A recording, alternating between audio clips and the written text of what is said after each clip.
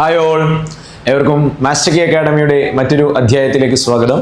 നമ്മൾ ഡിസ്കസ് ചെയ്തുകൊണ്ടിരിക്കുന്നത് നമ്മുടെ എക്സാമുകളിൽ കോൺസ്റ്റിറ്റ്യൂഷനുമായി ബന്ധപ്പെട്ട സിലബസിലുള്ള മുൻവർഷ ചോദ്യങ്ങളാണ്. ചോദ്യങ്ങളുടെ പാർട്ട് 2 വീഡിയോയാണിത്. നമ്മൾ ചോദ്യങ്ങളിലേക്ക് പോകുന്നു. പ്രധാനപ്പെട്ട പ്രീവിയസ് ചോദ്യങ്ങൾ 2025 നിന്ന് പുറകിലേക്കാണ് നമ്മൾ പോയത്.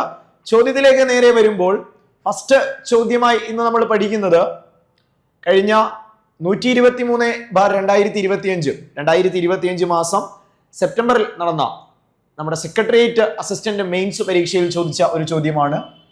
താഴെ പറയുന്നവയിൽ ഏതാണ് ഇന്ത്യൻ രാഷ്ട്രപതിമാരുടെ ശരിയായ ക്രമം, കാലക്രമം? ഇന്ത്യയുടെ പ്രഥമ പൗരനായ, ഇന്ത്യയുടെ ഹെഡ് ഓഫ് ദ സ്റ്റേറ്റ് ആയ, രാഷ്ട്രത്തലവനായ പ്രസിഡന്റുമാരുടെ കാലഗണനാക്രമം, അവരുടെ ഒരു ക്രോണോളജി കറക്റ്റായി എഴുതുക എന്നതാണ് ചോദ്യം. നമുക്കറിയാം, നിലവിൽ ഇന്ത്യയുടെ പ്രസിഡന്റ് ദ്രൗപദി മുർമു ആണ്. 15ാമത്തെ പ്രസിഡന്റ് ആണ്, രണ്ടാമത്തെ വനിതാ പ്രസിഡന്റ് ആണ്. ഇതേ പരീക്ഷയിൽ മറ്റൊരു ചോദ്യമായിരുന്നു ആദ്യ വനിതാ president Pratibha Patil. Okay, ശ്രദ്ധിക്ക്.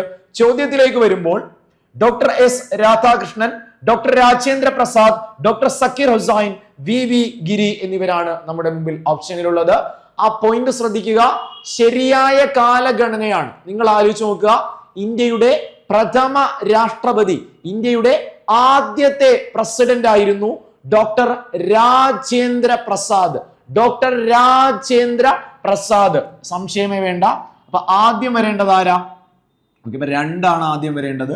Okay, ഇനി രണ്ടാമത്തെ പ്രസിഡന്റ് ആരാണെന്ന് ചോദിച്ചാൽ ഇന്ത്യയുടെ ആദ്യത്തെ വൈസ് പ്രസിഡന്റ് ആയിരുന്ന, പിന്നീട് പ്രസിഡന്റായി മാറിയ എസ് രാധാകൃഷ്ണൻ എന്ന സർവേപ്പള്ളി രാധാകൃഷ്ണൻ. നമ്മൾ സെപ്റ്റംബർ 5 അധ്യാപക ദിനം അദ്ദേഹത്തോടുള്ള ആദര സൂചകമായാണ് ആചരിക്കുന്നത്. സോ രാജേന്ദ്ര പ്രസാദിനു ശേഷം വരുന്നത് doctor S Radhakrishnan. Doctor S രാധാകൃഷ്ണനാണ്. 2-1. ഇനി മൂന്നാമതായി ഇവിടെ നമുക്ക് ചേർക്കാൻ കഴിയുക ഡോക്ടർ സക്കീർ ഹുസൈൻ. ഡോക്ടർ സക്കീർ ഹുസൈൻ. അപ്പോ ഡോക്ടർ രാജേന്ദ്ര പ്രസാദ്, അതുപോലെ എസ് രാധാകൃഷ്ണൻ, സക്കീർ ഹുസൈൻ. നാലാമത് പഠിക്കുക വി ഗിരി. വി ഗിരി എന്ന് പഠിക്കുക. വി ഗിരി എന്ന് പഠിക്കുക. 2-1, 3-4. ഓപ്ഷൻ എ ആണ് ഇവിടെ ശരിയായ പ്രസ്താവന. രാജേന്ദ്ര പ്രസാദ്, എസ് രാധാകൃഷ്ണൻ, സക്കീർ ഹുസൈൻ, വി ഗിരി എന്ന ഓർഡറിലാണ് ഓപ്ഷൻ പ്രകാരം പോവുക. ഓക്കെ, മുന്നോട്ട് പോകാം. രണ്ടാമത്തെ ചോദ്യത്തിലേക്ക് വരുന്നു. ശ്രദ്ധിച്ചിരിക്കുക, ഫുള്ളായി കോൺസെൻട്രേറ്റ് ചെയ്യുക. ചോദ്യത്തിലേക്ക് വരുമ്പോൾ നമുക്ക് പരിശോധിക്കാം. പാർലമെന്റിന്റെ പ്രത്യേക അവകാശങ്ങളെ കുറിച്ചുള്ള പ്രസ്താവനകളിൽ ഏതാണ് ശരിയായത് എന്നാണ് ചോദിക്കുന്നത്. ഇന്ത്യയുടെ നിയമനിർമ്മാണ സഭയായ പാർലമെന്റുകളുമായി ബന്ധപ്പെട്ട്, അതായത് ലോക്സഭയും രാജ്യസഭയും പ്രസിഡന്റും ഉൾപ്പെടുന്ന പാർലമെന്റ് എന്ന സംവിധാനത്തെ സംബന്ധിച്ചുള്ള ശരിയായ പ്രസ്താവനകൾ കണ്ടെത്തുക എന്നതാണ് ചോദ്യം. പ്രത്യേക അവകാശങ്ങൾ. ഒന്നാമത്തെ പോയിന്റ്, ഭരണഘടനയുടെ ആർട്ടിക്കിൾ 105 പ്രകാരം. നോട്ട് ചെയ്തേടാ, നോട്ട് ചെയ്തേ.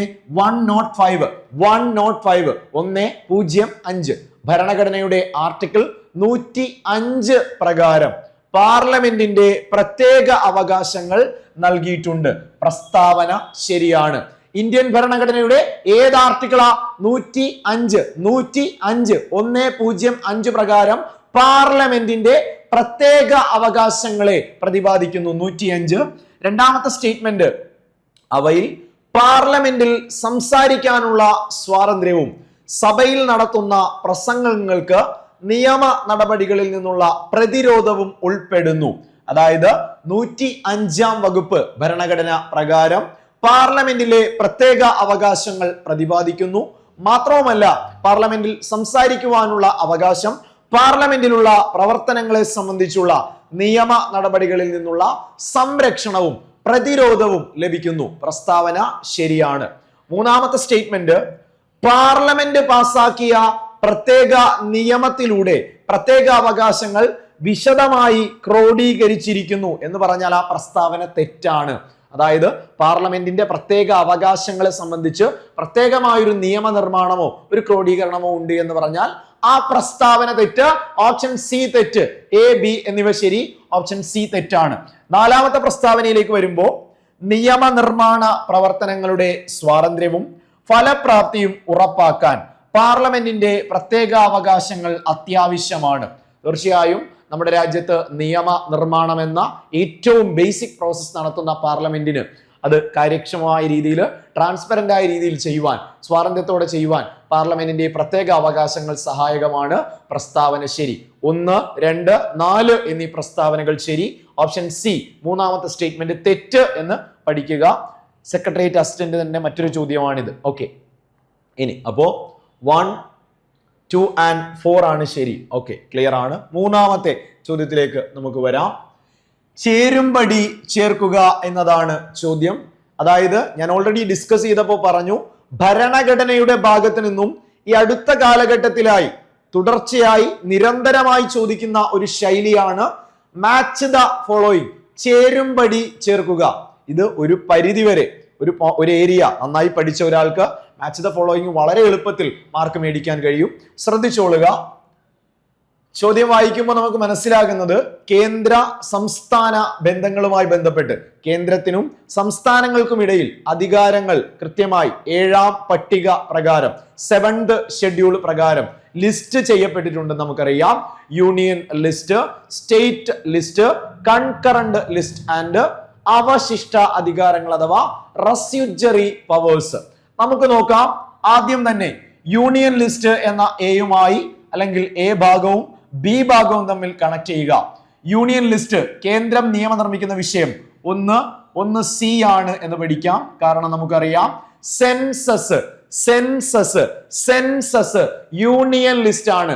കനേശു കുമാരി എന്ന ഒറ്റ വാക്കിൽ ചോദിച്ചു, വൺ വേർഡ് ആയി ചോദിച്ച ചോദ്യം സെൻസസ് ഏതിന് കീഴിൽ വരുന്നു? യൂണിയൻ ലിസ്റ്റ് ആണ്. ഇന്ത്യയിൽ അവസാന സെൻസസ് നടന്ന വർഷം 2011 സെൻസസ് നടത്തുന്നത് യൂണിയൻ ലിസ്റ്റിൽ വരുന്ന വിഷയമാണ്. ഓക്കെ, ഒന്ന് സി. സംസ്ഥാന ലിസ്റ്റിൽ ജയിലുകൾ, പോലീസ്, ജയില് നമ്മൾ പഠിച്ചു. 2D. 1C, 2D. പോലീസ്, ജയിലെല്ലാം സംസ്ഥാന ലിസ്റ്റിലാണ്. കൺകറന്റ് ലിസ്റ്റിൽ വനം, കൺകറന്റ് ലിസ്റ്റില് അപ്പൊ 1C, 2D, 3A. സ്വാഭാവികമായും 4B ആണ്. അവശിഷ്ടാധികാരങ്ങൾ പാഠപുസ്തകത്തിൽ ഉൾപ്പെടെ പറയുന്ന ഒരു പോയിന്റ് ആണ്. റെസ്യൂജറി പവേഴ്സ് യൂണിയൻ ലിസ്റ്റിലും സംസ്ഥാന ലിസ്റ്റിലും കൺകറന്റിലും പെടാത്ത പുതിയ നിയമങ്ങളെ അവശിഷ്ട അധികാരങ്ങൾ ആർട്ടിക്കിൾ 248 പ്രീവിയസ് ചോദ്യമാണ്. റെസ്യൂജറി പവേഴ്സ് അവശിഷ്ട അധികാരങ്ങളുമായി ബന്ധപ്പെട്ട വകുപ്പ് 248. എന്താണ് അവിടെ പഠിക്കേണ്ട ഉദാഹരണം? സൈബർ നിയമങ്ങൾ. അപ്പൊ ഇവിടെ കണക്ട് ചെയ്തേടാ. നമ്മൾ പറഞ്ഞു യൂണിയൻ ലിസ്റ്റില് സെൻസസ്, സ്റ്റേറ്റ് ലിസ്റ്റില് ജയിലുകൾ, കൺകറന്റില് വനമാണ് വന്നത്, അവശിഷ്ടാധികാരങ്ങളില് സൈബർ നിയമങ്ങളാണ്. ക്ലിയർ ആണ്? വ്യക്തമാണ്? ഫുൾ ആയിട്ട് കോൺസെൻട്രേറ്റ് ചെയ്തേടാ. അടുത്ത ഭാഗത്തിലേക്ക് നമുക്ക് പോകാം. ഇനി ശ്രദ്ധിച്ചേ. അതായത് കേന്ദ്രത്തിനും സംസ്ഥാനങ്ങൾക്കുമിടയിൽ നിയമനിർമ്മാണ വിഷയങ്ങളുടെ 3 തലത്തിലുള്ള വിതരണമാണ് ഭരണഘടനയിൽ പറയുന്നത്. അത് കേന്ദ്രം നിയമം നിർമ്മിക്കുന്ന യൂണിയൻ ലിസ്റ്റ്, സംസ്ഥാനം നിയമം നിർമ്മിക്കുന്ന സ്റ്റേറ്റ് ലിസ്റ്റ്, ഇനി രണ്ടുപേർക്കും നിയമം നിർമ്മിക്കാൻ അവകാശമുള്ള കൺകറന്റ് ലിസ്റ്റ്. ഞാൻ ഓൾറെഡി നിങ്ങളോട് എടുത്തു പറയുകയാണ്, ഏറ്റവും പ്രാധാന്യത്തോടു കൂടി പഠിക്കുക. ഈ ആശയങ്ങൾ എവിടെ നിന്ന് കടമെടുത്തു എന്ന് എക്സാമിന് സ്റ്റേറ്റ്മെന്റ് ആയിട്ട് ചോദിച്ചിട്ടുണ്ട്. അതായത് യൂണിയൻ ലിസ്റ്റ്, സ്റ്റേറ്റ് ലിസ്റ്റ്, അവശിഷ്ടാധികാരങ്ങൾ എന്നീ ആശയങ്ങൾ കാനഡയിൽ നിന്നാണ് എടുത്തത്. Okay, union list, state list, അവശിഷ്ടാധികാരങ്ങൾ കാനഡ. എന്നാൽ കൺകറന്റ്, സമവർത്തി ലിസ്റ്റ്, രണ്ടുപേർക്കും കേന്ദ്രത്തിനും സംസ്ഥാനത്തിനും നിയമം നിർമ്മിക്കാൻ അധികാരമുള്ള കൺകറന്റ് ലിസ്റ്റ് എന്ന ആശയം ഓസ്ട്രേലിയയിൽ നിന്നുമാണ് എടുത്തത് എന്ന് പഠിക്കുക. ഓക്കെ, മുന്നോട്ട് പോകാം. ഇനി അവശിഷ്ടാധികാരം ആർട്ടിക്കിൾ 248 നമ്മൾ പറഞ്ഞു.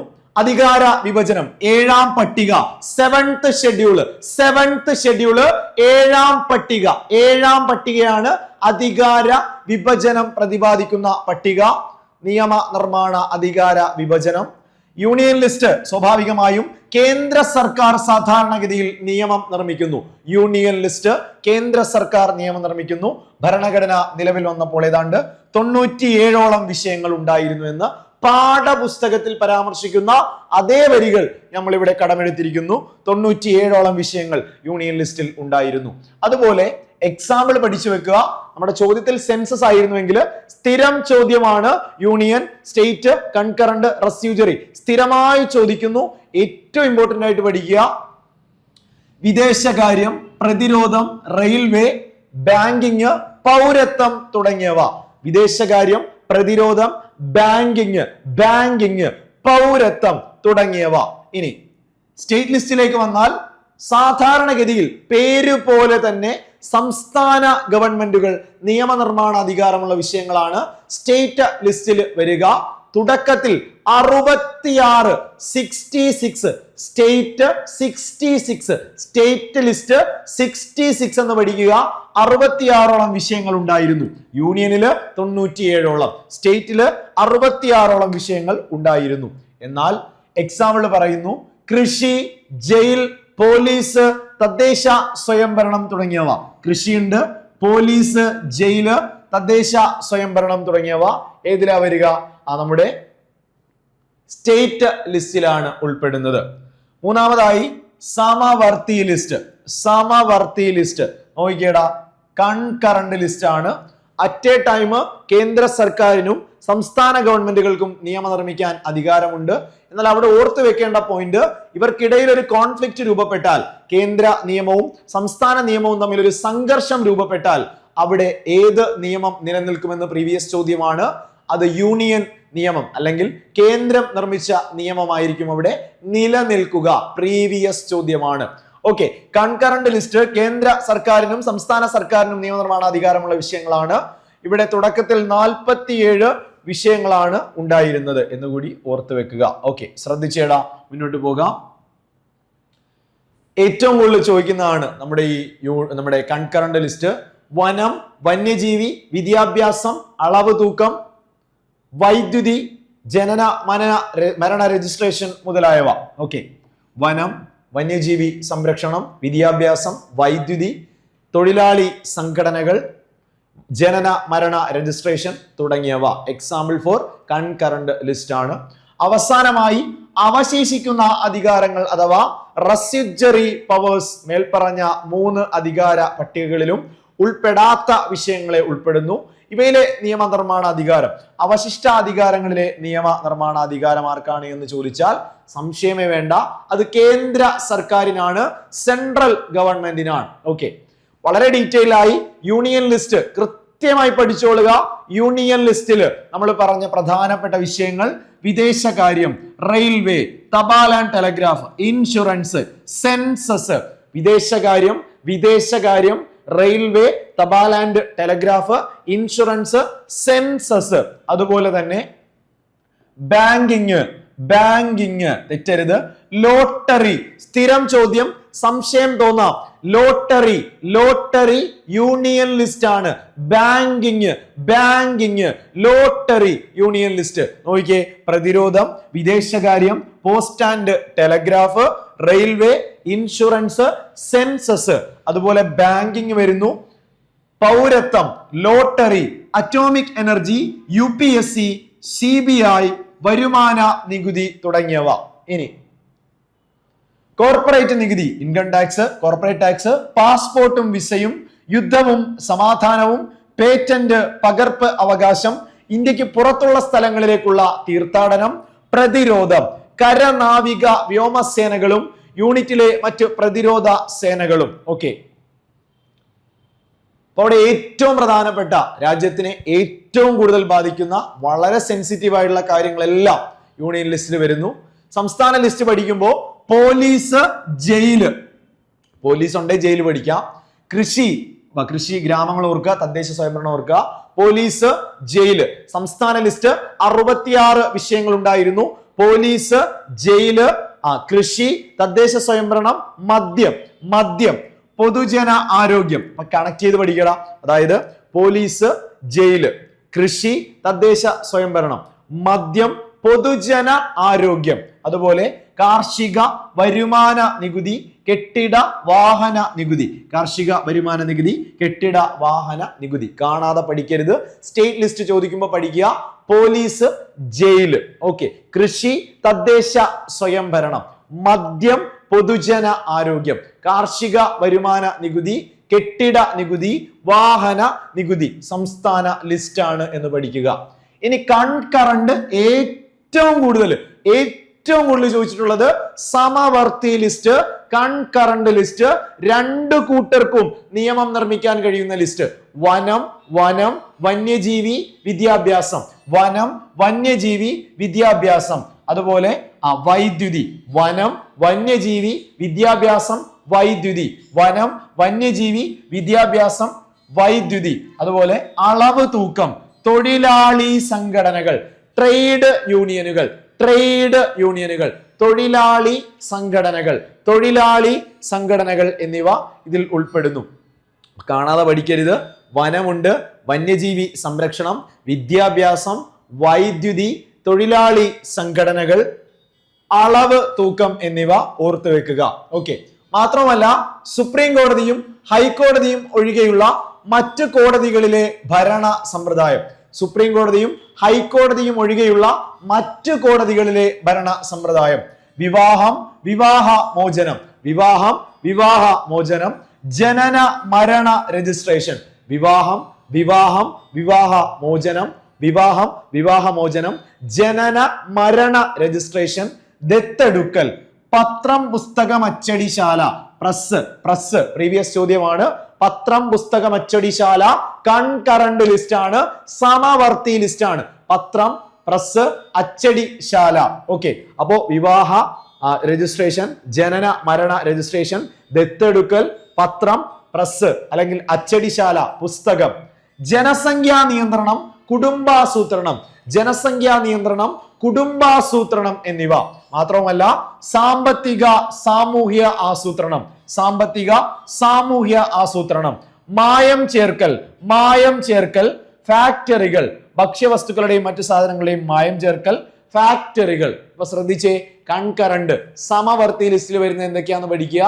വനം, വന്യജീവി സംരക്ഷണം, വിദ്യാഭ്യാസം, വൈദ്യുതി, അളവ് തൂക്കം, അതുപോലെ വിവാഹമോചനം, ജനന മരണ രജിസ്ട്രേഷൻ, ദത്തെടുക്കൽ, പത്രം, പുസ്തകം, അച്ചടിശാല, ജനസംഖ്യാ നിയന്ത്രണം, കുടുംബാസൂത്രണം, അതുപോലെ സാമ്പത്തിക സാമൂഹ്യ ആസൂത്രണം, ഭക്ഷ്യവസ്തുക്കളുടെയും മറ്റു സാധനങ്ങളുടെയും മായം ചേർക്കൽ. പ്രീവിയസ് ചോദ്യം, മായം ചേർക്കൽ കൺകറന്റ് ലിസ്റ്റ് ആണ്.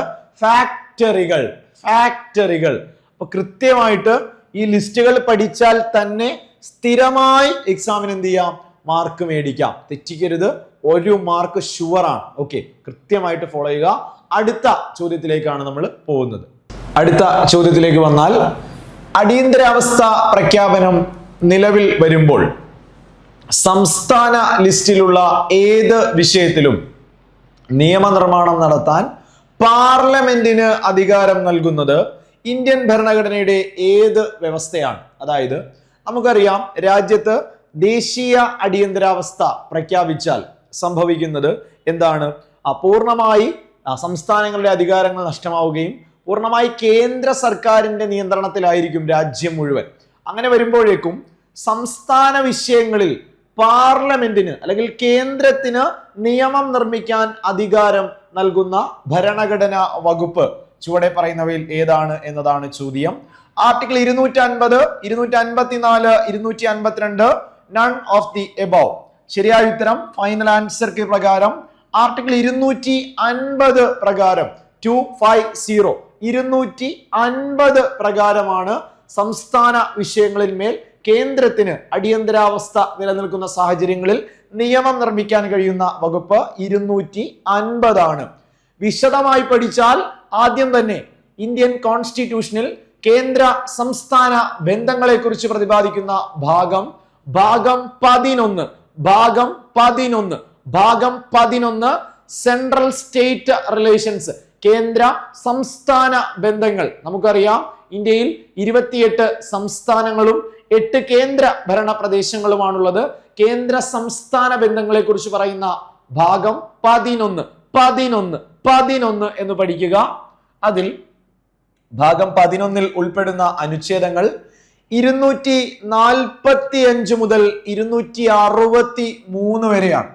11-ാം ഭാഗത്തിൽ വകുപ്പുകൾ 245 മുതൽ 263 വരെ 245 to 263 എന്ന് പഠിക്കുക.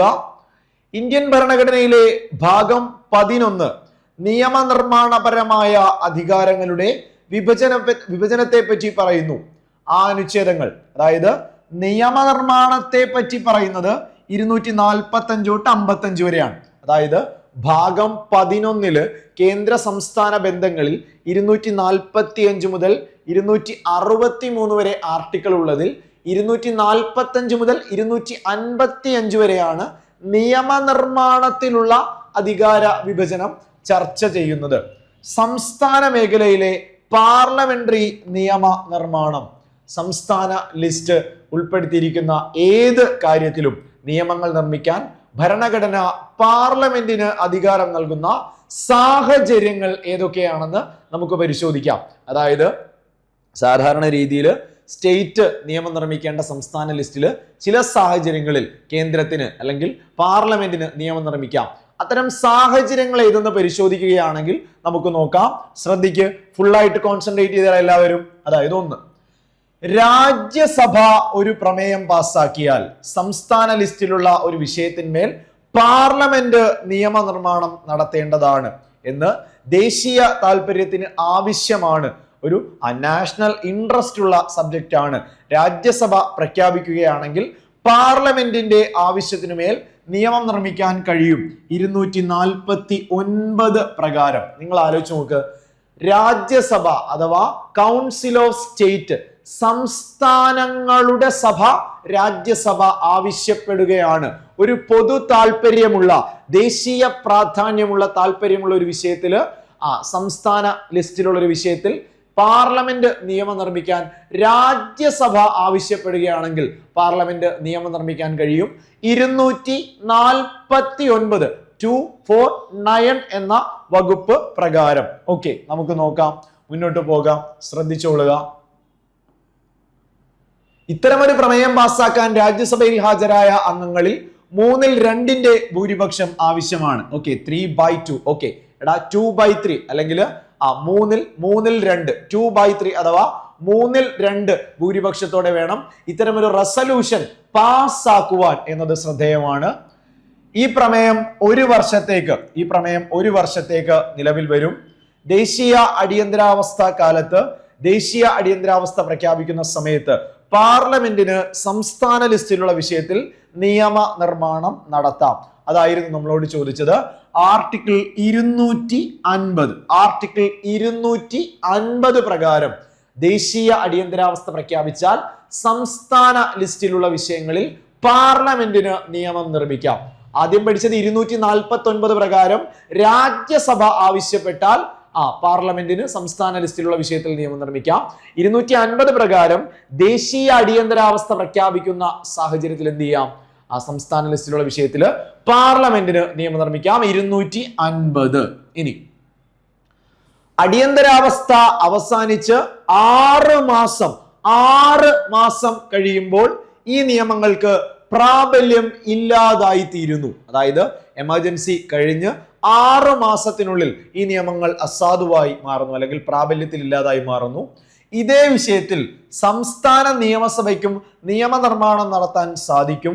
എന്നാൽ സംസ്ഥാന നിയമവും പാർലമെന്റ് നിയമവും തമ്മിൽ വിരുദ്ധമാകുന്നുവെങ്കിൽ പാർലമെന്റ് നിയമമായിരിക്കും നിലനിൽക്കുക.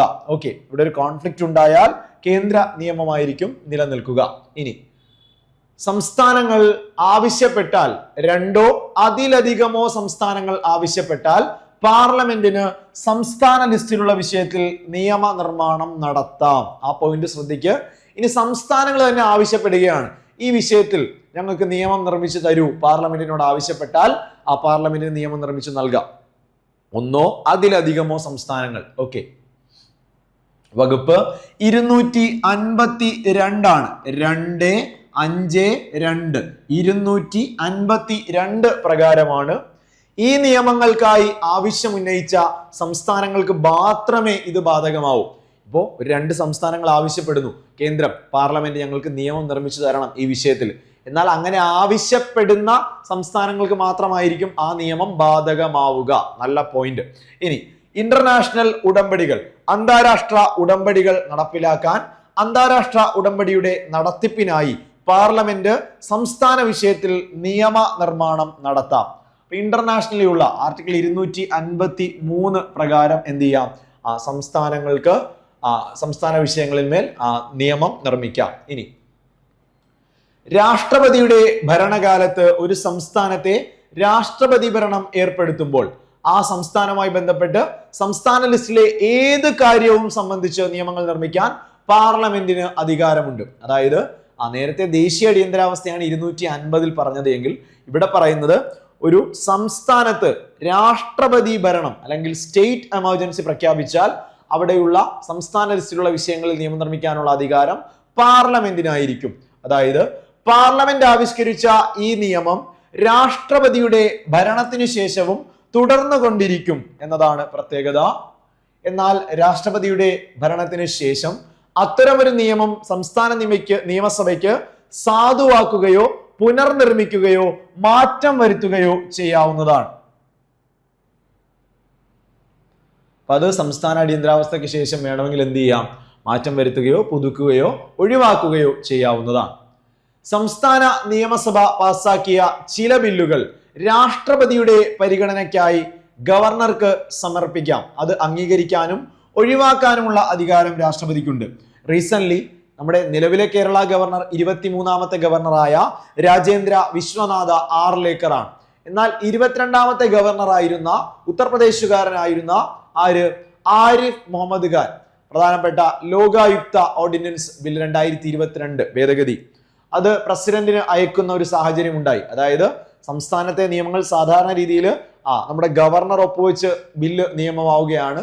എന്നാൽ ചില കണ്ടീഷൻസിൽ ഗവർണർക്ക് വേണമെങ്കിൽ ഇത് രാഷ്ട്രപതിയുടെ മുകളിലേക്ക് അയക്കാം. പറഞ്ഞു വരുന്നത് സംസ്ഥാന നിയമസഭ പാസാക്കിയ ചില ബില്ലുകൾ രാഷ്ട്രപതിയുടെ പരിഗണനയ്ക്കായി ഗവർണർക്ക് സമർപ്പിക്കാം.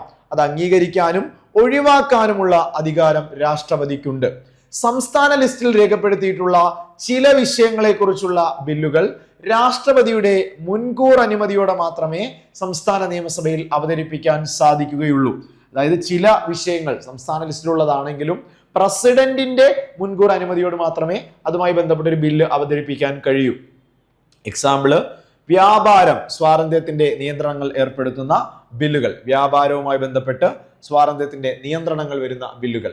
അടുത്തതായി സാമ്പത്തിക അടിയന്തരാവസ്ഥ കാലത്ത് സംസ്ഥാന നിയമസഭ പാസാക്കിയ മണി ബില്ലുകളും മറ്റ് സാമ്പത്തിക ബില്ലുകളും രാഷ്ട്രപതിയുടെ പരിഗണനയ്ക്കായി സമർപ്പിക്കാൻ കേന്ദ്രത്തിന് സംസ്ഥാനങ്ങളോട് നിർദ്ദേശിക്കാം. അതായത് സാമ്പത്തിക അടിയന്തരാവസ്ഥ ആർട്ടിക്കിൾ 360 നാളിതുവരെ ഇന്ത്യയിൽ പ്രഖ്യാപിച്ചിട്ടില്ലാത്ത അടിയന്തരാവസ്ഥ 360 ഫിനാൻഷ്യൽ എമർജൻസി സാമ്പത്തിക അടിയന്തരാവസ്ഥ കാലഘട്ടത്തിലാണെങ്കിൽ സംസ്ഥാന നിയമസഭ പാസാക്കിയ മണി ബില്ലുകളും മറ്റ് സാമ്പത്തിക ബില്ലുകളും രാഷ്ട്രപതിയുടെ പരിഗണനയ്ക്കായി സമർപ്പിക്കാം.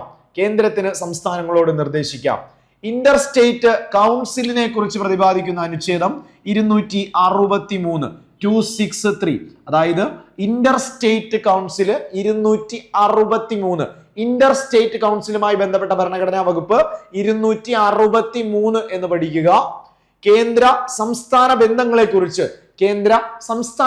കുറിച്ച് പഠിക്കാൻ 1983 കേന്ദ്ര സർക്കാർ സർക്കാരിയ കമ്മീഷനെ നിയമിച്ചു. ഏത് വർഷമാ? കേന്ദ്ര ഗവൺമെന്റ് കേന്ദ്ര സംസ്ഥാന ബന്ധങ്ങൾ പഠിക്കാൻ നിർദ്ദേശിച്ച കമ്മിറ്റി 1983 സർക്കാരിയ കമ്മീഷൻ. പ്രീവിയസ് ചോദ്യമാണ്. അതായത് 1988 ഈ കമ്മീഷൻ അതിന്റെ റിപ്പോർട്ട് സമർപ്പിക്കുകയുണ്ടായി. രഞ്ജിത് സിംഗ് സർക്കാരിയ പൂർണ്ണ പേര് പ്രീവിയസ് ചോദ്യമാണ്. സർക്കാരിയ കമ്മീഷൻ കേന്ദ്ര സംസ്ഥാന ബന്ധങ്ങളെ കുറിച്ച് പഠിച്ച കമ്മീഷൻ രഞ്ജിത് സിംഗ് സർക്കാരിയ കമ്മീഷൻ. ഈ റിപ്പോർട്ടിൽ സർക്കാരിയ കമ്മീഷൻ നിർദ്ദേശിച്ചത് കേന്ദ്ര സംസ്ഥാന ബന്ധങ്ങളിലെ സംഘർഷങ്ങൾ ഒഴിവാക്കാൻ ഭരണഘടനാപരവും രാഷ്ട്രീയവുമായ മാറ്റങ്ങൾ അനിവാര്യമാണ്. ഗവർണറുടെ നിയമനം ഉൾപ്പെടെ കക്ഷി രാഷ്ട്രീയത്തിന് അതീതമായിരിക്കണം. പിന്നീട് ഇന്നിപ്പോ റീസെന്റ് നമ്മൾ കേരളത്തിൽ ഉൾപ്പെടെ ചർച്ച ചെയ്യുന്ന വിഷയങ്ങളിൽ ഗവർണറുടെ നിയമനം ഉൾപ്പെടെ വലിയ രാഷ്ട്രീയ വിവാദങ്ങളായി മാറാറുണ്ട്.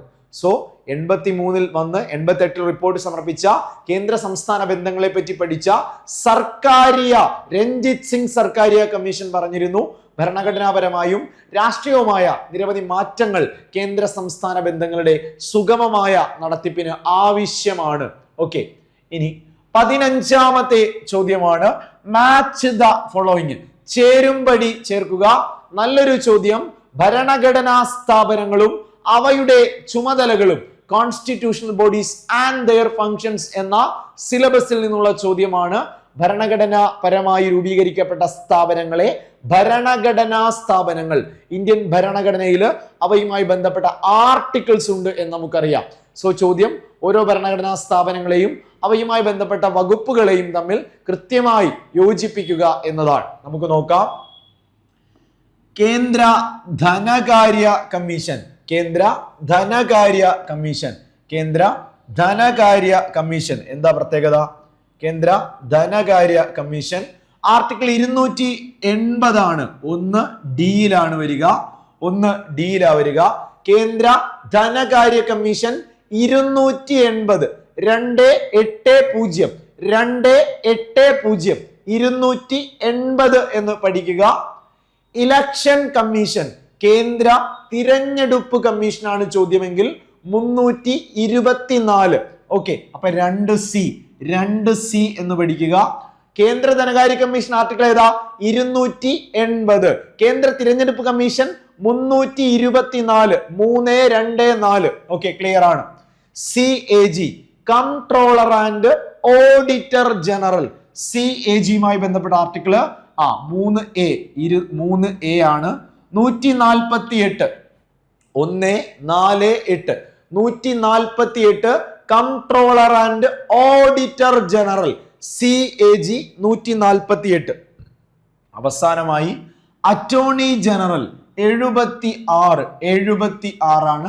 Attorney general AG attorney general 76. അപ്പൊ ശ്രദ്ധിച്ചേ, 280 ധനകാര്യ കമ്മീഷൻ, 324 കേന്ദ്ര തിരഞ്ഞെടുപ്പ് കമ്മീഷൻ, 148 CAG, 76 അറ്റോർണി ജനറൽ. കൃത്യമായി കണക്ട് ചെയ്തിട്ടുണ്ട്. കൃത്യമായി പഠിക്കുക. എക്സാമിന് ഇനിയും റിപ്പീറ്റ് ചെയ്യും. ഓക്കെ, കേന്ദ്ര ധനകാര്യ കമ്മീഷൻ ആർട്ടിക്കിൾ 280, കേന്ദ്ര തിരഞ്ഞെടുപ്പ് കമ്മീഷൻ 324. 1950 ജാനുവരി 25-ന് രൂപീകരിച്ചു കേന്ദ്ര തിരഞ്ഞെടുപ്പ് കമ്മീഷൻ. നിലവിലെ ഏറ്റവും കൂടുതൽ വിവാദമായി നിൽക്കുന്ന SIR സ്പെഷ്യൽ ഇന്റൻസീവ് റിവിഷൻ.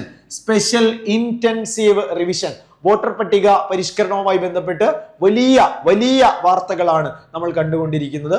കൃത്യമായി പഠിക്കുക. നോക്കിയേ, അതായത്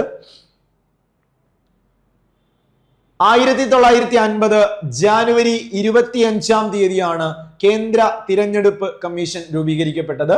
രാജ്യത്ത് സ്വതന്ത്രവും നിഷ്പക്ഷവും നീതിയുക്തവുമായ തിരഞ്ഞെടുപ്പുകൾ നടത്തുക എന്നതാണ് കേന്ദ്ര തിരഞ്ഞെടുപ്പ് കമ്മീഷന്റെ പ്രധാനപ്പെട്ട ചുമതല.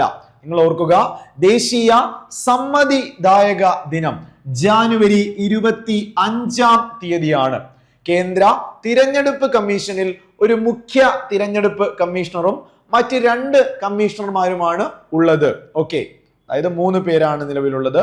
നിലവിൽ എക്സാമിന് ചോദിച്ചു കേന്ദ്ര തിരഞ്ഞെടുപ്പ് കമ്മീഷണർ 26ാമത്തെ കേന്ദ്ര മുഖ്യ തിരഞ്ഞെടുപ്പ് കമ്മീഷണർ ഗ്യാനേഷ് കുമാർ എന്ന് പഠിക്കുക. മറ്റ് കമ്മീഷണർമാർ സുഖ്ബീർ സിംഗ് സന്ധു, വിവേക് ജോഷി, സുഖ്ബീർ സിംഗ് സന്ധു എന്നിവരാണ്. ഇനി കേന്ദ്ര തിരഞ്ഞെടുപ്പ് കമ്മീഷനിലെ മുഖ്യ കമ്മീഷണറെയും മറ്റ് കമ്മീഷണർമാരെയും നിയമിക്കുന്നത് ഇന്ത്യൻ പ്രസിഡന്റ് ആണ്, രാഷ്ട്രപതിയാണ് എന്ന് പഠിക്കുക. ഇനി president, vice president, Lok Sabha, Rajya Sabha, സംസ്ഥാന നിയമസഭ തിരഞ്ഞെടുപ്പുകൾ നടത്തുന്നു. ആലോചിച്ച് നോക്കടാ. കേന്ദ്ര തിരഞ്ഞെടുപ്പ് കമ്മീഷൻ പ്രസിഡന്റ്, വൈസ് പ്രസിഡന്റ്, രാഷ്ട്രപതി, ഉപരാഷ്ട്രപതി, ലോക്സഭ, സംസ്ഥാന നിയമസഭ തിരഞ്ഞെടുപ്പുകൾ നടത്തുന്നത് കേന്ദ്ര തിരഞ്ഞെടുപ്പ് കമ്മീഷനാണ്. കാലാവധി 6-65 6 വർഷം അല്ലെങ്കിൽ 65 വയസ്സ് 6 വർഷം അല്ലെങ്കിൽ 65 വയസ്സ് എന്ന് പഠിക്കുക. ഓക്കെ, ഇനി രണ്ടാമതായി നമ്മുടെ ചോദ്യത്തിൽ ഉണ്ടായിരുന്നത് CAG controller and auditor general. Article പറ 148 CAG. നമുക്കറിയാം നമ്മുടെ രാജ്യത്തിന്റെ ഓഡിറ്റ് ആൻഡ് അക്കൗണ്ട്സ് ഡിപ്പാർട്ട്മെന്റിന്റെ തലവൻ, പൊതുഖജനാവിന്റെ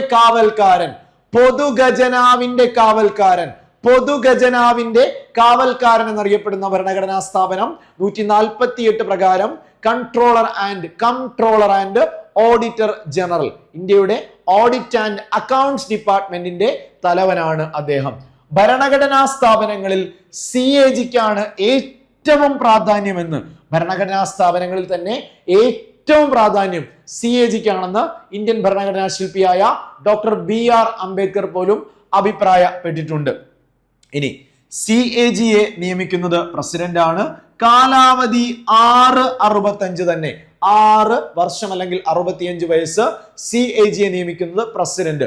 ഇനി ഇവിടുന്ന് കറണ്ട് അഫയർ ആയിട്ട് ചോദിക്കുന്ന ചോദ്യം, നിലവിലെ CAG ഇന്ത്യയുടെ 15ാമത്തെ കൺട്രോളർ ആൻഡ് ഓഡിറ്റർ ജനറൽ, നിലവിലെ CAG ആരെന്ന് ചോദിച്ചാൽ സഞ്ജയ് മൂർത്തി 15ാമത്തെ CAG എന്ന് പഠിക്കുക. ഓക്കെ, അടുത്ത ചോദ്യത്തിലേക്ക് പോകാം. 16ാമത്തെ ചോദ്യമാണ്, പാർലമെന്ററി സമ്പ്രദായത്തിന്റെ സവിശേഷതകളിൽ പെടാത്തവ കണ്ടെത്തുക. നമ്മളോട് ചോദിക്കും, എടാ നമ്മുടെ ലോകത്ത് നിലനിൽക്കുന്ന ഭരണരീതികളെ പാർലമെന്ററി വ്യവസ്ഥ, പ്രസിഡൻഷ്യൽ വ്യവസ്ഥ, അർദ്ധ പ്രസിഡൻഷ്യൽ വ്യവസ്ഥ എന്നിങ്ങനെ തിരിക്കാൻ സാധിക്കും. ഇന്ത്യ ഉൾപ്പെടെ പിന്തുടരുന്നത് പാർലമെന്ററി വ്യവസ്ഥയാണ്. അപ്പൊ പാർലമെന്ററി വ്യവസ്ഥയുമായി ബന്ധപ്പെട്ട സവിശേഷതകളിൽ, ഫീച്ചേഴ്സിൽ പെടാത്തത്, തെറ്റായത് കണ്ടെത്താനാണ് പറഞ്ഞിരിക്കുന്നത്. കൂട്ടുത്തരവാദിത്തം, കളക്റ്റീവ് റെസ്പോൺസിബിലിറ്റി, പാർലമെന്ററി സംവിധാനത്തിന്റെ പ്രത്യേകതയാണോ അല്ലയോ കൂട്ടുത്തരവാദിത്തം, കളക്റ്റീവ് റെസ്പോൺസിബിലിറ്റി? പ്രസ്താവന ശരിയാണ് എന്ന് പഠിക്കുക. ബിയിൽ വരുമ്പോ പ്രധാനമന്ത്രിയും മറ്റു മന്ത്രിമാരും നിയമനിർമ്മാണ സഭയിലെ അംഗങ്ങളാണ്. പ്രധാനമന്ത്രിയും ക്യാബിനറ്റും, പ്രധാനമന്ത്രിയും മറ്റു മന്ത്രിമാരും നിയമനിർമ്മാണ സഭയിലെ ഭാഗമാണ്, അംഗങ്ങളാണ്. പ്രസ്താവന ശരിയാണ്. ഇനി മന്ത്രിസഭയ്ക്ക് നിയമനിർമ്മാണ സഭയോട് ഉത്തരവാദിത്തം ഉണ്ടായിരിക്കുകയില്ല. ഉത്തരവാദിത്തം ഉണ്ട്, കളക്റ്റീവ് റെസ്പോൺസിബിലിറ്റി ഉണ്ട്. സോ മൂന്നാമത്തെ സ്റ്റേറ്റ്മെന്റ് തെറ്റാണ്. പാർലമെന്ററി സമ്പ്രദായത്തിൽ യഥാർത്ഥ ഭരണാധികാരിയും നാമമാത്രമായ ഭരണാധികാരിയും ഉണ്ടായിരിക്കും. പ്രസ്താവന ശരിയാണ്. സോ ഇവിടെ തെറ്റായ പ്രസ്താവന ഓപ്ഷൻ ബി 3 മാത്രമാണ്. ലാസ്റ്റ് പ്രസ്താവനയിൽ എന്താ പഠിച്ചത്? പാർലമെന്ററി വ്യവസ്ഥയിൽ യഥാർത്ഥ ഭരണാധികാരി അത് പ്രധാനമന്ത്രിയാണ്, അഥവാ റിയൽ എക്സിക്യൂട്ടീവ്. ഇനി നോമിനൽ എക്സിക്യൂട്ടീവ് പ്രസിഡന്റ് ആയിരിക്കും, രാഷ്ട്രപതി ആയിരിക്കും. നാമമാത്രമായ അധികാരി എന്നതുകൂടി കൃത്യമായി മനസ്സിൽ ഉറപ്പിക്കുക. ഓക്കെ, ക്ലിയർ ആണ്. എക്സാമിന് ഇനിയും ചോദിക്കും. നമുക്ക് ഡീറ്റെയിൽ ആയിട്ട് പഠിക്കാം. ഫുൾ ആയിട്ട് ശ്രദ്ധിക്കുക, എല്ലാവരും കോൺസെൻട്രേറ്റ് ചെയ്തേ. നമുക്ക് നോക്കാം എന്താ പറയുന്നത്. പാർലമെന്ററി സംവിധാനത്തിൽ എക്സിക്യൂട്ടീവ് സംവിധാനമാണ് നിയമനിർമ്മാണം നടത്തുന്നത്. യഥാർത്ഥ അധികാരം കൈയാളുന്നത് പ്രധാനമന്ത്രി നയിക്കുന്ന മന്ത്രിസഭ ആയിരിക്കും. ആണല്ലോ യഥാർത്ഥ അധികാരി. റിയൽ എക്സിക്യൂട്ടീവ് പ്രധാനമന്ത്രി നയിക്കുന്ന നമ്മുടെ ക്യാബിനറ്റ് ആയിരിക്കും. നിയമനിർമ്മാണ സഭയിലെ ഭൂരിപക്ഷ പാർട്ടിയുടെ നേതാവായിരിക്കും പ്രധാനമന്ത്രി. ഇന്ത്യയിൽ അത് ലോക്സഭയാണ് അതിനെ പരിഗണിക്കാറുള്ളത്. പ്രധാനമന്ത്രിക്ക് നിയമനിർമ്മാണ സഭയോട് ഉത്തരവാദിത്തം ഉണ്ടായിരിക്കും. കളക്റ്റീവ് റെസ്പോൺസിബിലിറ്റി ഒരു എക്സാമ്പിൾ ആണ്, അതൊരു പ്രധാനപ്പെട്ട ഫീച്ചറാണ്. കാര്യനിർവഹണ വിഭാഗവും നിയമനിർമ്മാണ വിഭാഗവും തമ്മിൽ അഭേദ്യമായ ബന്ധം നിലനിൽക്കുന്നു. രാജ്യത്ത് നിയമം നിർമ്മിക്കുന്നത് ആ നിയമനിർമ്മാണ വിഭാഗമാണ്, ഇത് നടപ്പിലാക്കുന്നത് കാര്യനിർവഹണ വിഭാഗമാണ്. അതേസമയം ഇന്ത്യയിൽ പാർലമെന്റിന്റെ ഇരു സഭകളും പ്ലസ് കാര്യനിർവഹണ തലവനായ പ്രസിഡന്റ് ഒപ്പുവെച്ചാൽ മാത്രമാണ് ഒരു ബില്ല് നിയമമായി മാറുന്നത്. സോ ലെജിസ്ലേച്ചറും എക്സിക്യൂട്ടീവും തമ്മിൽ അഭേദ്യമായ ബന്ധം നിലനിൽക്കുന്നു. കൂട്ടുത്തരവാദിത്തം നിലനിൽക്കുന്നു. റിയൽ എക്സിക്യൂട്ടീവ് പ്രധാനമന്ത്രിയുടെ നേതൃത്വത്തിലുള്ള ക്യാബിനറ്റ് ആണ് എന്നുകൂടി ഓർത്തു വെക്കുക. ഇനി ഉദാഹരണം പഠിക്കണം. പാർലമെന്ററി സംവിധാനം നിലവിലുള്ള രാജ്യങ്ങൾ India, Italy, India, Italy, Japan. India, Italy, Japan, Britain, Portugal. ആരൊക്കെയാ? India, Italy, Japan, Britain, Portugal. Parliamentary സംവിധാനം ഫോളോ ചെയ്യുന്ന രാജ്യങ്ങൾക്ക് ഉദാഹരണം India, Italy, Japan, Britain, Portugal എന്ന് പഠിക്കുക. എക്സാമിന് ചോദിച്ചിട്ടുണ്ട്. പാർലമെന്ററി വ്യവസ്ഥയുടെ മറ്റു പേരുകൾ ചോദിച്ചാൽ cabinet government, responsible government, Westminster model of government. അതായത് പാർലമെന്ററി സിസ്റ്റത്തെ മറ്റു പേരുകളിൽ പഠിക്കുകയാണെങ്കിൽ എന്തു പറയാം? Westminster government, responsible government, cabinet government. Cabinet government, responsible government, Westminster model of government എന്നിങ്ങനെ അറിയപ്പെടുന്നു. ഓക്കെ, ശ്രദ്ധിക്കുക. India, Italy, Japan, Britain and Portugal എന്ന് പഠിക്കുക. ഇനി പാർലമെന്ററി സംവിധാനത്തിന്റെ സവിശേഷതകൾ. നോമിനൽ ആൻഡ് റിയൽ എക്സിക്യൂട്ടീവ് ഉണ്ട്. ഞാൻ ഓൾറെഡി പറഞ്ഞു, പ്രധാനമന്ത്രി റിയൽ എക്സിക്യൂട്ടീവ്, പ്രസിഡന്റ് നാമമാത്രമായ അധികാരിയുമാണ്. പാർലമെന്ററി വ്യവസ്ഥയിൽ നോമിനൽ എക്സിക്യൂട്ടീവ് അല്ലെങ്കിൽ രാഷ്ട്രത്തലവൻ പ്രസിഡന്റ്, പാർലമെന്റ് വ്യവസ്ഥയിൽ റിയൽ എക്സിക്യൂട്ടീവ് പ്രധാനമന്ത്രിയാണ് ഭരണ തലവൻ എന്ന് പറയുന്നത്. പ്രസിഡന്റിനെ ഭരണകാര്യങ്ങളിൽ സഹായിക്കുകയാണ് പ്രധാനമന്ത്രിയുടെയും മറ്റു മന്ത്രിമാരുടെയും കർത്തവ്യം. ഓക്കെ, ഭൂരിപക്ഷമുള്ള പാർട്ടിയായിരിക്കും ഭരണം നടത്തുക. ഇന്ത്യയിൽ ലോക്സഭയിൽ ഭൂരിപക്ഷമുള്ള പാർട്ടിയാണ് അധികാരത്തിലെത്തുന്നത്. പാർട്ടിയുടെ നേതാവ് പ്രധാനമന്ത്രിയായിരിക്കും. പ്രധാനമന്ത്രിയുടെ ഉപദേശപ്രകാരം മറ്റു മന്ത്രിമാരെ പ്രസിഡന്റ് നിയമിക്കും. കൂട്ടുത്തരവാദിത്തം അഥവാ കളക്റ്റീവ് റെസ്പോൺസിബിലിറ്റി പാർലമെന്ററി വ്യവസ്ഥയുടെ അടിസ്ഥാന തത്വമാണ് എന്നതുകൂടി ഓർത്തു വെക്കുക. ഓക്കെ, അടുത്ത ചോദ്യത്തിലേക്കാണ് നമ്മൾ പോകുന്നത്. ചോദ്യം നമുക്ക് പരിശോധിക്കാം. ഇന്ത്യൻ പൗരത്വവുമായി അല്ലെങ്കിൽ പൗരത്വം എന്ന ടോപ്പിക്കിൽ നിന്ന് സിലബസിലെ ചോദ്യമാണ്. ഇന്ത്യൻ പൗരത്വവുമായി ബന്ധപ്പെട്ട തെറ്റായ പ്രസ്താവന. അപ്പോ റോങ് സ്റ്റേറ്റ്മെന്റ് എന്നതാണ് ചോദ്യം. ആദ്യം തന്നെ അത് മനസ്സിൽ പിക്ക് ചെയ്ത് വേണം ഓരോ സ്റ്റേറ്റ്മെന്റുകളും വായിക്കാൻ. ഒന്നാമത്തെ സ്റ്റേറ്റ്മെന്റ്, ഏതെങ്കിലും ഭൂപ്രദേശം ഇന്ത്യയോട് കൂട്ടിച്ചേർക്കുകയാണ് എങ്കിൽ അവിടുത്തെ ജനങ്ങൾ സ്വാഭാവികമായും ഇന്ത്യൻ പൗരന്മാരായി മാറും. ആ പോയിന്റ് ശ്രദ്ധിക്കുക. ഏതെങ്കിലും ഭൂപ്രദേശം ഇന്ത്യൻ യൂണിയന്റെ ഭാഗമാക്കി മാറ്റുകയാണെങ്കിൽ ഇൻകോർപ്പറേഷൻ ഓഫ് ടെറിട്ടറീസിലൂടെ അവർ ഇന്ത്യൻ പൗരന്മാരായി മാറുന്നു. ആ പ്രസ്താവന ശരിയായ പ്രസ്താവനയാണ്, റൈറ്റ് സ്റ്റേറ്റ്മെന്റ് ആണ് എന്ന് മനസ്സിലാക്കാം. രണ്ടാമത്തെ പോയിന്റ്, ഒരു കുട്ടി വിദേശത്താണ് ജനിക്കുന്നത് എങ്കിൽ പോലും ആ സമയത്ത് മാതാപിതാക്കളിൽ ഒരാളെങ്കിലും ഇന്ത്യൻ പൗരനാണെങ്കിൽ ആ കുട്ടിക്ക് ഇന്ത്യൻ പൗരത്വം ലഭിക്കും. അതായത് നമ്മൾ ഓരോ കേസുകളായിട്ട് പറയുന്നുണ്ട്. അതിൽ ഒരു കുട്ടി ഇപ്പോൾ ഇന്ത്യക്ക് പുറത്ത് ജനിച്ചു എങ്കിൽ പോലും ആ കുട്ടിയുടെ മാതാപിതാക്കളിൽ ഒരാളെങ്കിലും ഇന്ത്യൻ പൗരൻ ആണ് എങ്കിൽ ആ കുട്ടിക്ക് പൗരത്വം നൽകാൻ കഴിയും. ഓക്കെ, ആ പ്രസ്താവനയും ശരിയാണ്. രണ്ടാമത്തെ സ്റ്റേറ്റ്മെന്റും ശരിയാണ്. മൂന്നാമത്തെ സ്റ്റേറ്റ്മെന്റിലേക്ക് വരുമ്പോൾ ഭരണഘടനയുടെ ഭാഗം 3-ൽ 5 മുതൽ 11 വരെയുള്ള വകുപ്പുകൾ പൗരത്വത്തെ കുറിച്ച് പ്രതിപാദിക്കുന്നു. ആ സ്റ്റേറ്റ്മെന്റ് തെറ്റാണ്. ഭാഗം 3 മൗലിക അവകാശങ്ങളാണ്. ഭാഗം 2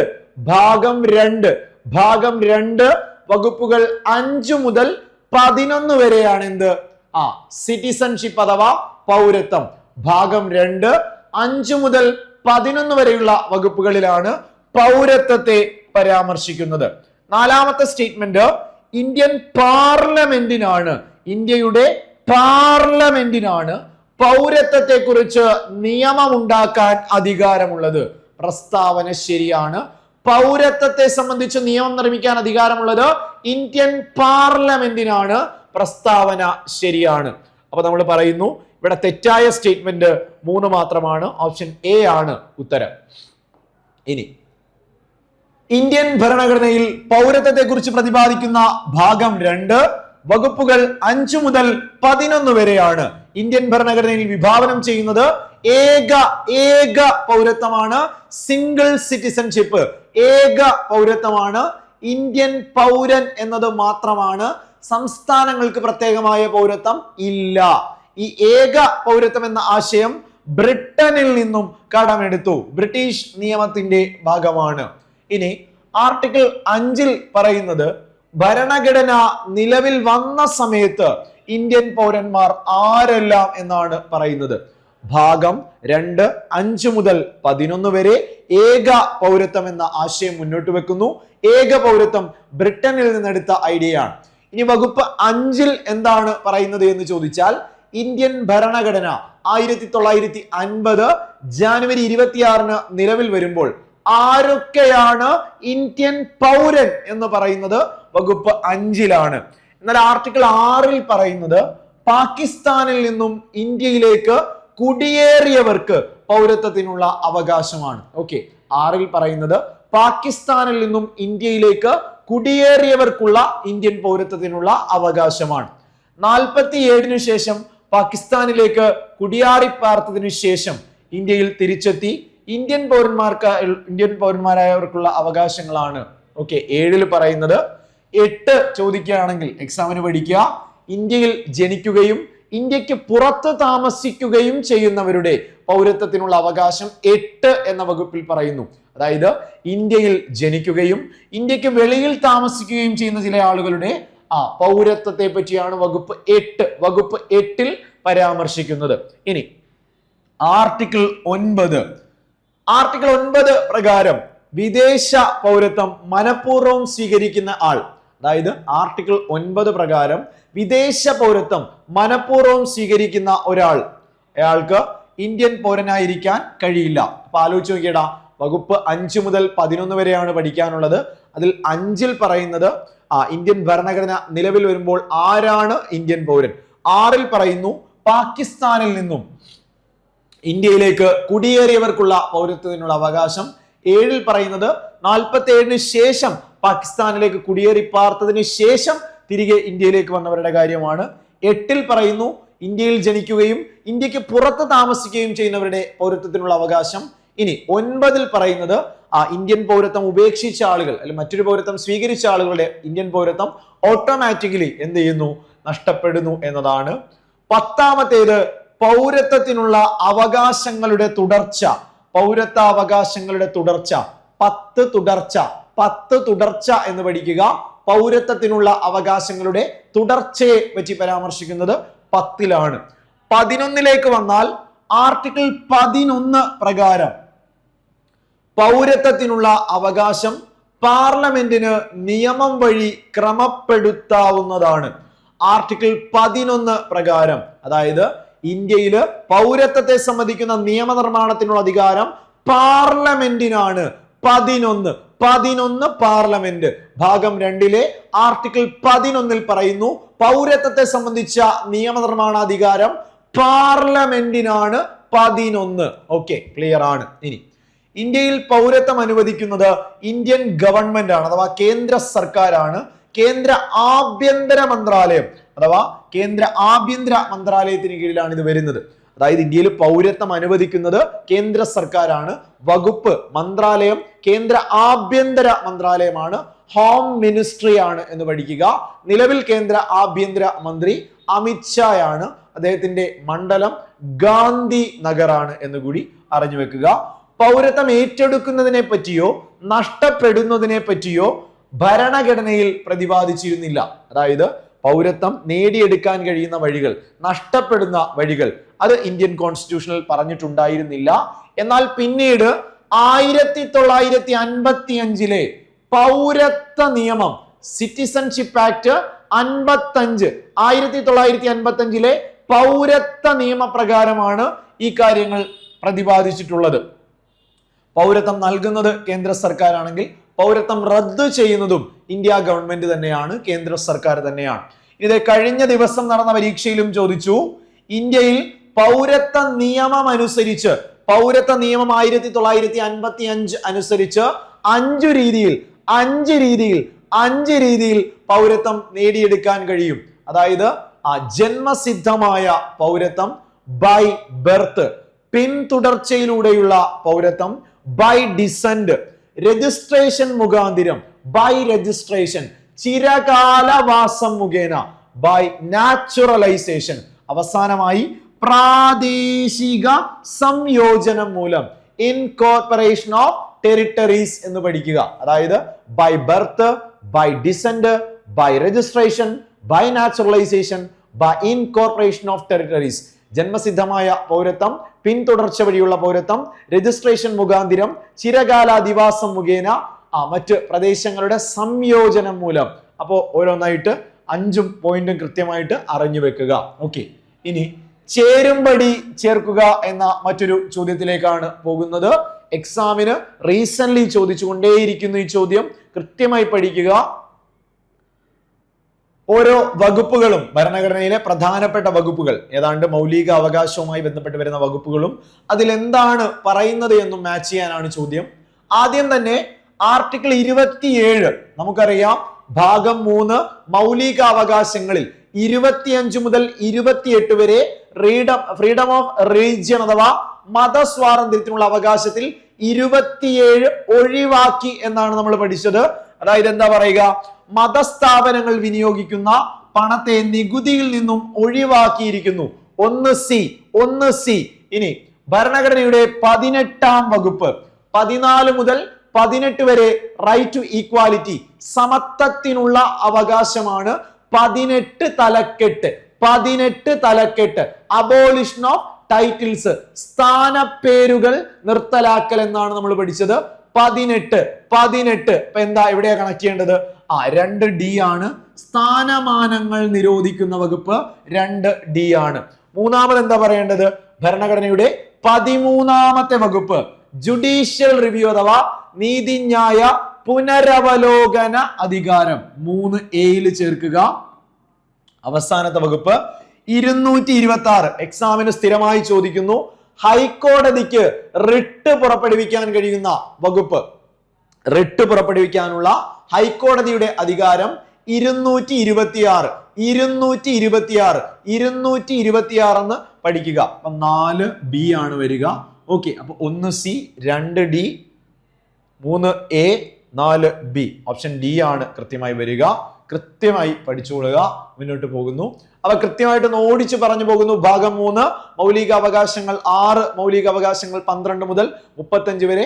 അതിൽ 12 സ്റ്റേറ്റിന്റെ നിർവചനം, 13 judicial review, 14 article 14 equal before law, equal protection of law, നിയമത്തിന് മുന്നിൽ സമത്വം, തുല്യ സംരക്ഷണം, 15 വിവേചനത്തിൽ നിന്നുള്ള സംരക്ഷണം, 12 സ്റ്റേറ്റിന്റെ നിർവചനം, 13 judicial review, 14 equal before law, equal protection of law, നിയമത്തിന് മുന്നിൽ സമത്വം, തുല്യ സംരക്ഷണം, 14 ഓക്കെ 15 വിവേചനത്തിൽ നിന്നുള്ള സംരക്ഷണമാണ്.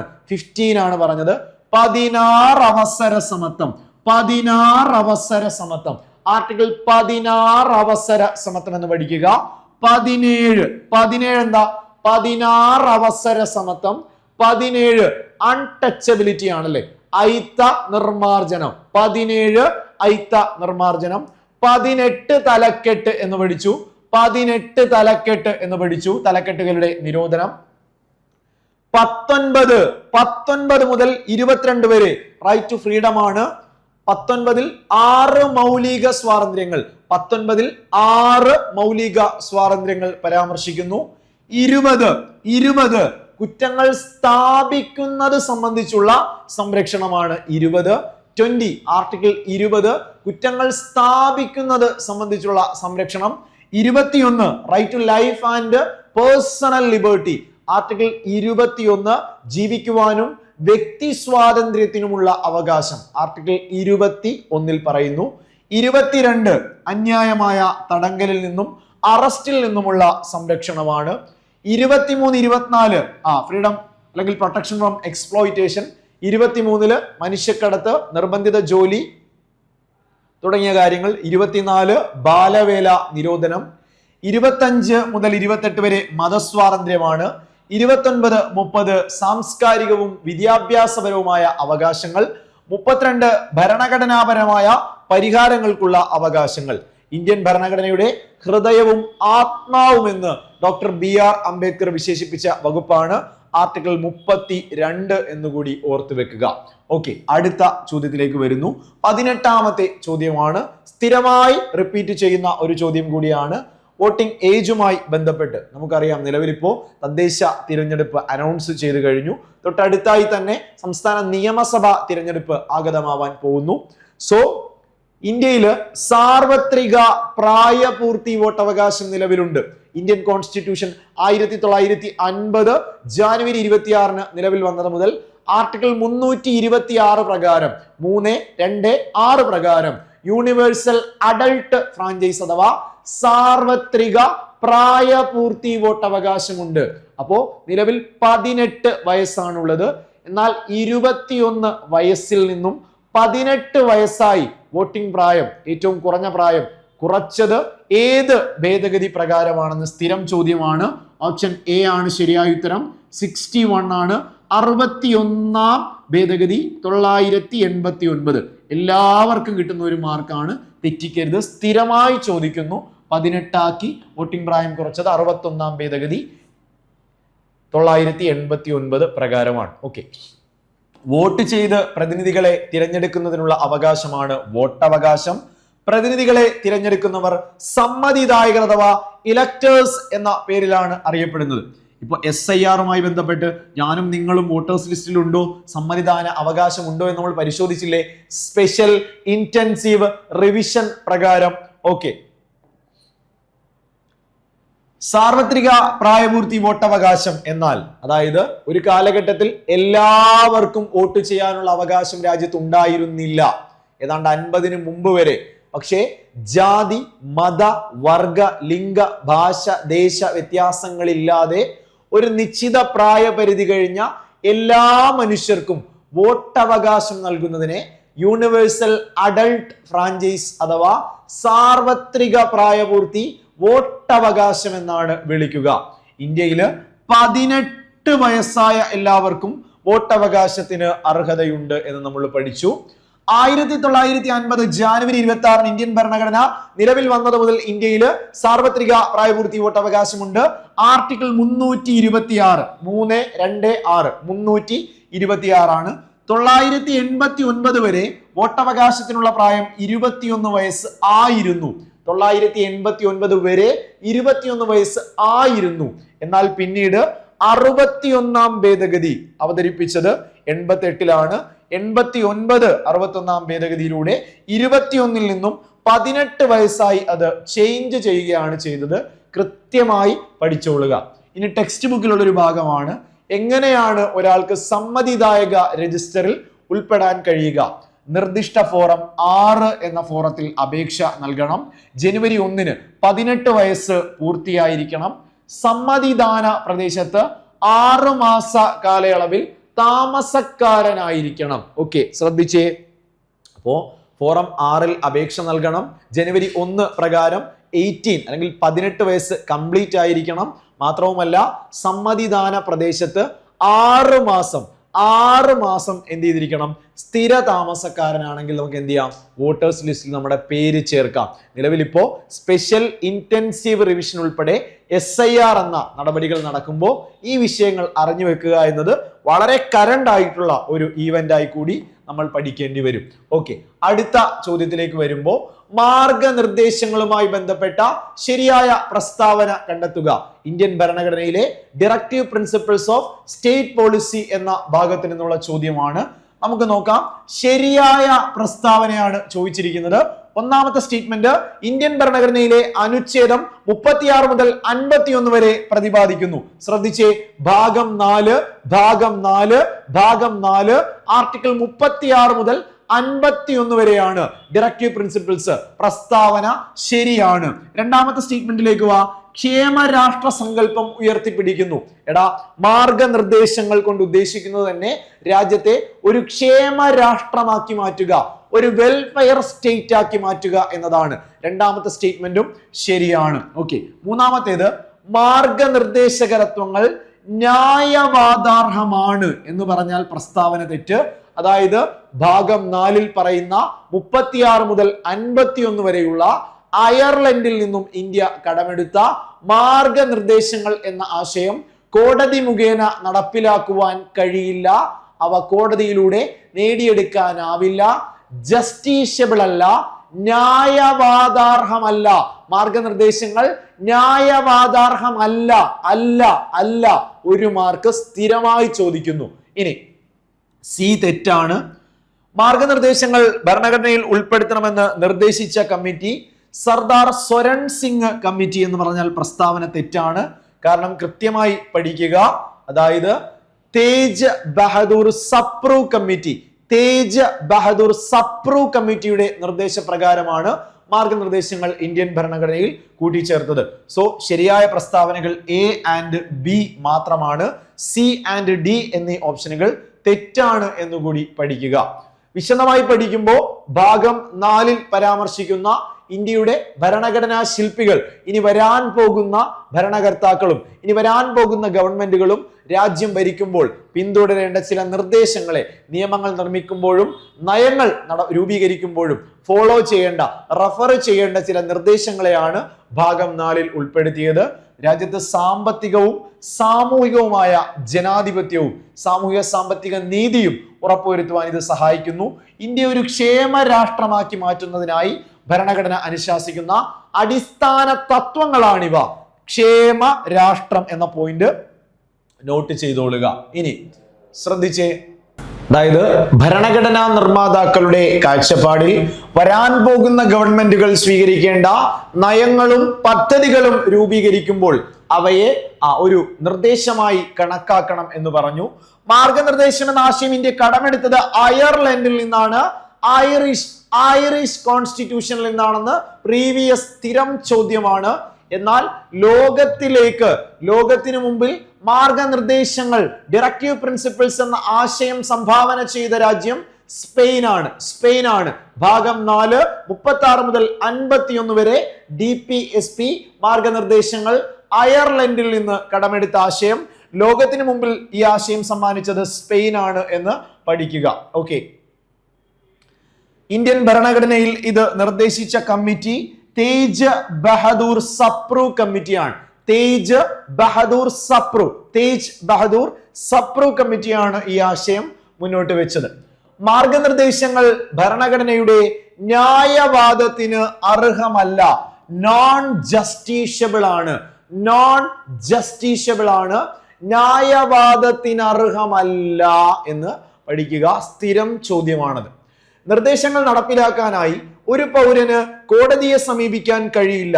എന്നാൽ ഭാഗം 3-ലെ മൗലിക അവകാശങ്ങൾ നടപ്പിലാക്കുവാൻ സുപ്രീം കോടതിയെയോ ഹൈക്കോടതിയെയോ നേരിട്ട് സമീപിക്കാൻ കഴിയും. മൗലിക അവകാശങ്ങൾ ജസ്റ്റീഷ്യബിൾ ആണ്, ന്യായവാദാർഹമാണ്. എന്നാൽ മാർഗനിർദ്ദേശങ്ങൾ ന്യായവാദാർഹമല്ല എന്ന് പഠിക്കുക. ഓക്കെ, ഇനി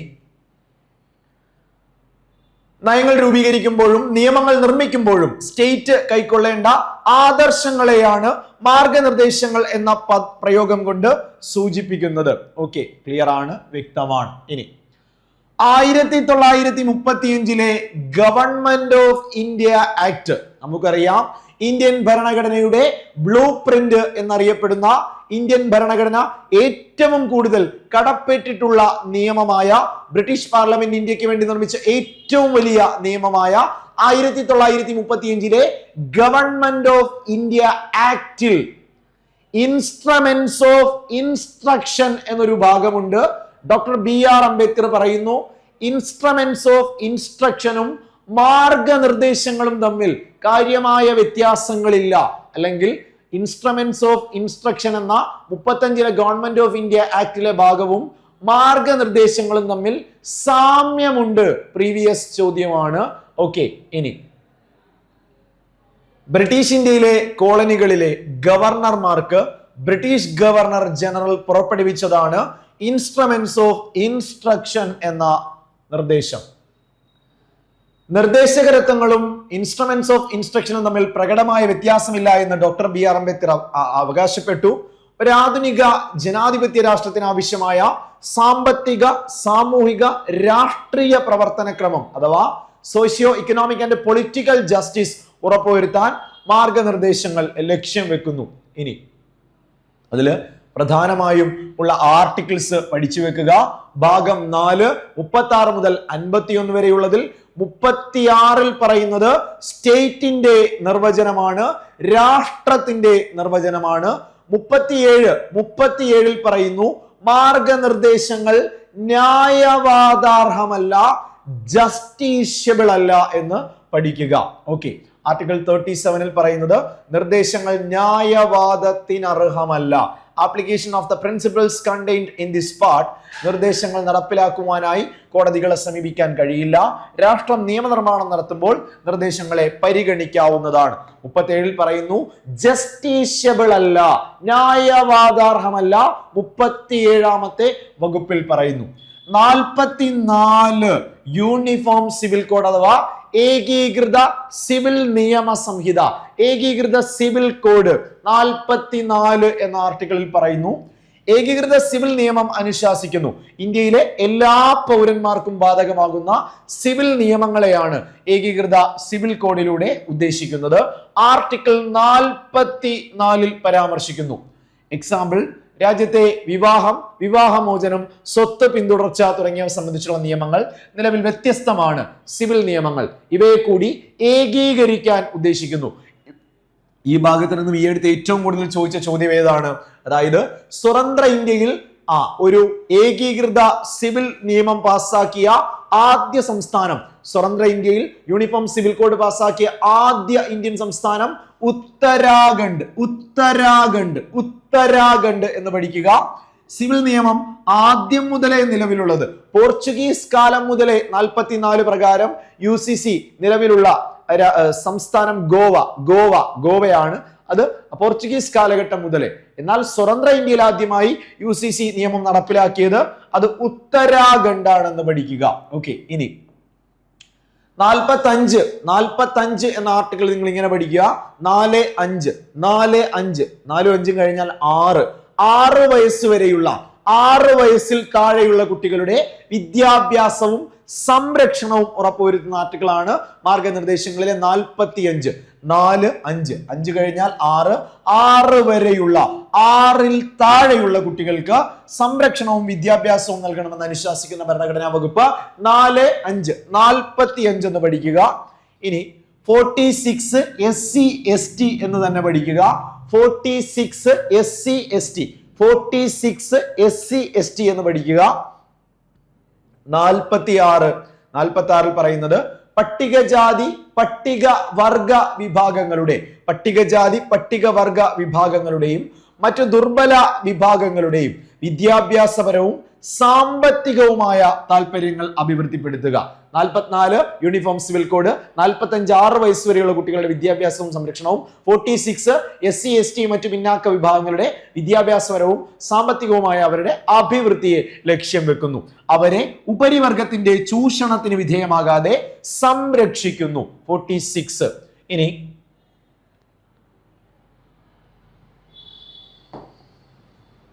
47 എപ്പോഴും ചോദിക്കുന്ന ഒരു ആർട്ടിക്കിൾ ആണ് മാർഗനിർദ്ദേശങ്ങളിൽ 47. 47 പറയുന്നത് ഇങ്ങനെയാണ്: പൊതുജന ആരോഗ്യം, ജീവിത നിലവാരം, പോഷക നിലവാരം, അതുപോലെ പൊതുജന ആരോഗ്യം എന്നിവ മുൻനിർത്തുന്നു. ഒറ്റവാക്കിൽ മദ്യം, പുകയില ഉൽപ്പന്നങ്ങൾ എന്നിവ നിരോധിക്കാൻ നിർദ്ദേശിക്കുന്ന ആർട്ടിക്കിൾ 47. മദ്യനിരോധനം 47. പൊതുജനാരോഗ്യം, ജീവിത നിലവാരം, പോഷക നിലവാരം, മദ്യം, പുകയില ഉൽപ്പന്നങ്ങൾ നിരോധിക്കാൻ നിർദ്ദേശിക്കുന്ന ആർട്ടിക്കിൾ 47. 47 രൂപീകരണം മുതൽ മദ്യ നിരോധനം നിലവിലുള്ള സംസ്ഥാനമാണ് ഗുജറാത്ത് എന്ന് പഠിക്കുക. ആർട്ടിക്കിൾ 48 വന്നാൽ 48 പറയുന്നത് ഒറ്റവാക്കിൽ 48 വെട്ടരുത്. ഗോവധ നിരോധനം കൗ സ്ലോട്ടറി പ്രിവെൻഷൻ ആണ് എങ്കിൽ അത് കൃത്യമായി പറയുന്നത് ഇങ്ങനെയാണ്: കൃഷി, കന്നുകാലി വളർത്തൽ, കൃഷി, കന്നുകാലി വളർത്തൽ എന്നിവയുടെ പ്രോത്സാഹനം അല്ലെങ്കിൽ അവയെ മോഡേണൈസ് ചെയ്യുക. കൃഷി, കന്നുകാലി വളർത്തൽ എന്നിവയെ ആധുനീകരിക്കുക.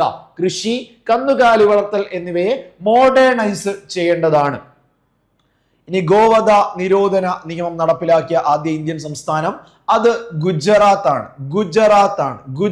ആണെന്ന് പഠിക്കുക. 48 ക്യാപിറ്റൽ എ, 48 ഗോവധം, 47 മദ്യനിരോധനം, 46 SC ST, 45 6 വയസ്സ് വരെയുള്ള കുട്ടികളുടെ സംരക്ഷണം, 44 UCC എന്ന് പഠിച്ചു. 48 ക്യാപിറ്റൽ എ വനം, വന്യജീവി, പരിസ്ഥിതി സംരക്ഷണം. വനം, വന്യജീവി, പരിസ്ഥിതി സംരക്ഷണം 48 എ ആണ്. 49 ചരിത്ര പ്രാധാന്യമുള്ള ഇടങ്ങൾ, പ്രദേശങ്ങൾ, ആ ഏരിയകളുടെ സംരക്ഷണം, ചരിത്ര പ്രാധാന്യമുള്ള വസ്തുക്കളുടെയും സ്ഥലങ്ങളുടെയും സംരക്ഷണം 49 ചരിത്ര പ്രാധാന്യമുള്ള ഇടങ്ങളുടെയും സ്ഥലങ്ങളുടെയും സംരക്ഷണമാണ്. ഇനി 50 കൃത്യമായി പഠിക്കുക. 50-50 എന്ന് പഠിക്കുക. 50-50 എന്ന് പഠിക്കുക. ജുഡീഷ്യറിയെ, നീതിന്യായ വിഭാഗത്തെ എക്സിക്യൂട്ടീവിൽ നിന്നും കാര്യനിർവഹണ വിഭാഗത്തിൽ നിന്നും വേർതിരിക്കുന്നു. നീതിന്യായ വിഭാഗത്തെ കാര്യനിർവഹണ വിഭാഗത്തിൽ നിന്നും വേർതിരിക്കുന്ന ആർട്ടിക്കിൾ 50. ആർട്ടിക്കിൾ 15 ആണ് ജുഡീഷ്യറിയെ എക്സിക്യൂട്ടീവിൽ നിന്നും വേർതിരിക്കുന്ന ആർട്ടിക്കിൾ. ഇനി ലാസ്റ്റ് ആർട്ടിക്കിൾ 51 എന്ന വകുപ്പിൽ പറയുന്നത് ലോക സമാധാനവും സുരക്ഷിതത്വവുമാണ്. വേൾഡ് പീസ് ആൻഡ് സെക്യൂരിറ്റിയിൽ റീസെന്റ് സബ് ക്ലോസുകൾ കൂടി ചോദിച്ചു. കൃത്യമായി പഠിക്കുക. 51 എയിൽ പറയുന്നത് ലോക സമാധാനവും സുരക്ഷയും ഉറപ്പുവരുത്താൻ പ്രയത്നിക്കേണ്ടതാണ്. വേൾഡ് പീസ് ആൻഡ് സെക്യൂരിറ്റിക്ക് വേണ്ടി പ്രയത്നിക്കണം. 51 എയിൽ പറയുന്നു. ഇനി രണ്ടാമത്തെ 51 ബിയിൽ എന്താ പറയുന്നത്? ബി ഫോർ ബന്ധങ്ങൾ എന്ന് പഠിക്കുക.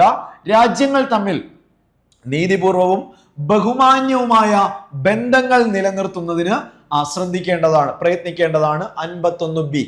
51 എയിൽ പറഞ്ഞു ലോക സമാധാനവും സുരക്ഷയും നിലനിർത്താൻ ഇടപെടേണ്ടതാണ്. 51 ബിയിൽ പറയുന്നു ബഹുമാന്യമായ ബന്ധങ്ങൾ നിലനിർത്തേണ്ടതാണ്. ഇനി മുന്നോട്ട് പോകുമ്പോൾ 51 സിയിൽ പറയുന്നത് സംഘടിത ജനതകൾ പരസ്പരമുള്ള ഇടപാടുകൾ അന്താരാഷ്ട്ര നിയമത്തോട് ആദരവ് പുലർത്തുന്നതിന് പ്രയത്നിക്കേണ്ടതാണ്. 51 സിയിൽ പറയുന്നത് അന്താരാഷ്ട്ര നിയമത്തെ അനുസരിച്ചു കൊണ്ട് വേണം രാജ്യങ്ങൾ ഇടപെടുവാൻ. ഡിയിൽ പറയുന്നത് തർക്കങ്ങൾ, ഡി ഫോർ ഡിസ്പ്യൂട്ട് എന്ന് പഠിക്കുക. അന്താരാഷ്ട്ര തർക്കങ്ങൾ മധ്യസ്ഥം വഴി, മീഡിയേഷൻ വഴി ഒത്തുതീർപ്പാക്കുന്നതിന് പ്രോത്സാഹിപ്പിക്കേണ്ടതാണെന്ന് പറയുന്നത് 51 ഡിയിലാണ്. അപ്പൊ ശ്രദ്ധിച്ചേ, 51 എയിൽ പറഞ്ഞു ലോക സമാധാനം, സുരക്ഷ എന്നിവയ്ക്ക് വേണ്ടി പ്രയത്നിക്കേണ്ടതാണ്. ബി ഫോർ ബഹുമാന്യമായ ബന്ധങ്ങൾ നിലനിർത്തുക. സിയിൽ പറഞ്ഞത് അന്താരാഷ്ട്ര നിയമങ്ങളെ അനുസരിച്ച് മുന്നോട്ട് പോവുക. ഡിയിലാണ് പറഞ്ഞത് തർക്കങ്ങൾ പരിഹരിക്കുക. ഡി ഫോർ ഡിസ്പ്യൂട്ട് എന്ന് പഠിക്കുക. ഓക്കെ, മുന്നോട്ട് പോകുമ്പോൾ 20ാമത്തെ ചോദ്യമാണ്. ഇന്ത്യയുടെ 26ാമത് മുഖ്യ തിരഞ്ഞെടുപ്പ് കമ്മീഷണർ ആര്? നമ്മൾ പഠിച്ചു. ഇന്ത്യയുടെ നിലവിലെ 26ാമത് കേന്ദ്ര മുഖ്യ തിരഞ്ഞെടുപ്പ് കമ്മീഷണർ ജ്ഞാനേഷ് കുമാർ ആണ്. ഓപ്ഷൻ സി ആണ് ശരിയായ ഉത്തരം. ഓക്കെ, ശ്രദ്ധിച്ചോളുക. മറ്റു 2 കമ്മീഷണർമാർ വിവേക് ജോഷി, സുഖ്ബീർ സിംഗ് സന്ധു എന്നിങ്ങനെ നമ്മൾ പഠിച്ചു. ഓക്കെ, തെരഞ്ഞെടുപ്പ് കമ്മീഷനെ പറ്റി ഓൾറെഡി നമ്മൾ ഡിസ്കസ് ചെയ്തു വേറൊരു ഭാഗത്ത്. ഇനി അടുത്ത ചോദ്യം, അത്യാഹിതം അഥവാ എമർജൻസി, അത് മലയാളം ട്രാൻസ്ലേഷൻ വന്നപ്പോൾ അടിയന്തരാവസ്ഥ അല്ലെങ്കിൽ അത്യാഹിതം പ്രഖ്യാപിക്കുമ്പോൾ ആർട്ടിക്കിൾ 19 ഉറപ്പു നൽകുന്ന മൗലികാവകാശങ്ങൾ നിർത്തലാക്കുന്ന ആർട്ടിക്കിൾ ഏതാണ്? ഓക്കെ, അതായത് 358 പ്രകാരമാണ് 19ൽ പറയുന്ന 6 മൗലിക സ്വാതന്ത്ര്യങ്ങൾ നഷ്ടപ്പെടുക. ആർട്ടിക്കിൾ 358 പ്രകാരം 19ലുള്ള 6 മൗലിക സ്വാതന്ത്ര്യങ്ങൾ നിഷേധിക്കപ്പെടുന്നു അടിയന്തരാവസ്ഥ കാലഘട്ടത്തിൽ. അടുത്ത ചോദ്യം, താഴെ പറയുന്നവയിൽ ഏതാണ് ഇന്ത്യൻ ഭരണഘടനയുടെ കൺകറന്റ് ലിസ്റ്റിൽ ഉള്ളത്? കൺകറന്റ് ലിസ്റ്റ് നമുക്ക് നോക്കാം. ചരക്കുകളുടെ ഉൽപാദനവും വിതരണവും, വർത്തമാന പത്രങ്ങൾ, പുസ്തകങ്ങൾ, അച്ചടിശാലകൾ, ഖനികളുടെയും ധാതുക്കളുടെയും വികസനത്തിന്റെ നിയന്ത്രണം, ഉന്നത വിദ്യാഭ്യാസം, ഗവേഷണം, ശാസ്ത്രീയ സാങ്കേതിക സ്ഥാപനങ്ങൾ എന്നിവയുടെ മാനദണ്ഡങ്ങൾ. കൺകറന്റിൽ നമ്മൾ പഠിച്ചു വർത്തമാന പത്രങ്ങൾ, പുസ്തകങ്ങൾ, അച്ചടിശാലകൾ. കൺകറന്റ് ലിസ്റ്റ് ആണ് വർത്തമാന പത്രങ്ങൾ, അച്ചടിശാലകൾ, പ്രസ്സുകൾ എന്നിവ. ഇനി പൗരത്വം നമ്മൾ പഠിച്ചു ഭാഗം 2 5 മുതൽ 11 വരെ പരാമർശിക്കുന്ന സിറ്റിസൺഷിപ്പ് എന്ന ഭാഗം. പൗരത്വം എന്ന ഭാഗത്ത് നമ്മൾ ഡിസ്കസ് ചെയ്തു. പൗരത്വം ഏറ്റെടുക്കാനും അവസാനിപ്പിക്കുവാനും ഭേദഗതി നടത്തുമ്പോൾ എത്ര ഭൂരിപക്ഷമാണ് വേണ്ടത്? എളുപ്പത്തിൽ പഠിക്കുക, കൺഫ്യൂഷൻ വേണ്ട. പൗരത്വത്തിന് ലളിതമായ ഭൂരിപക്ഷം മതിയാവും. പാർലമെന്റിന്റെ ലളിതമായ ഭൂരിപക്ഷം മതിയാവും പൗരത്വം ഏറ്റെടുക്കുവാനും അവസാനിപ്പിക്കുവാനും.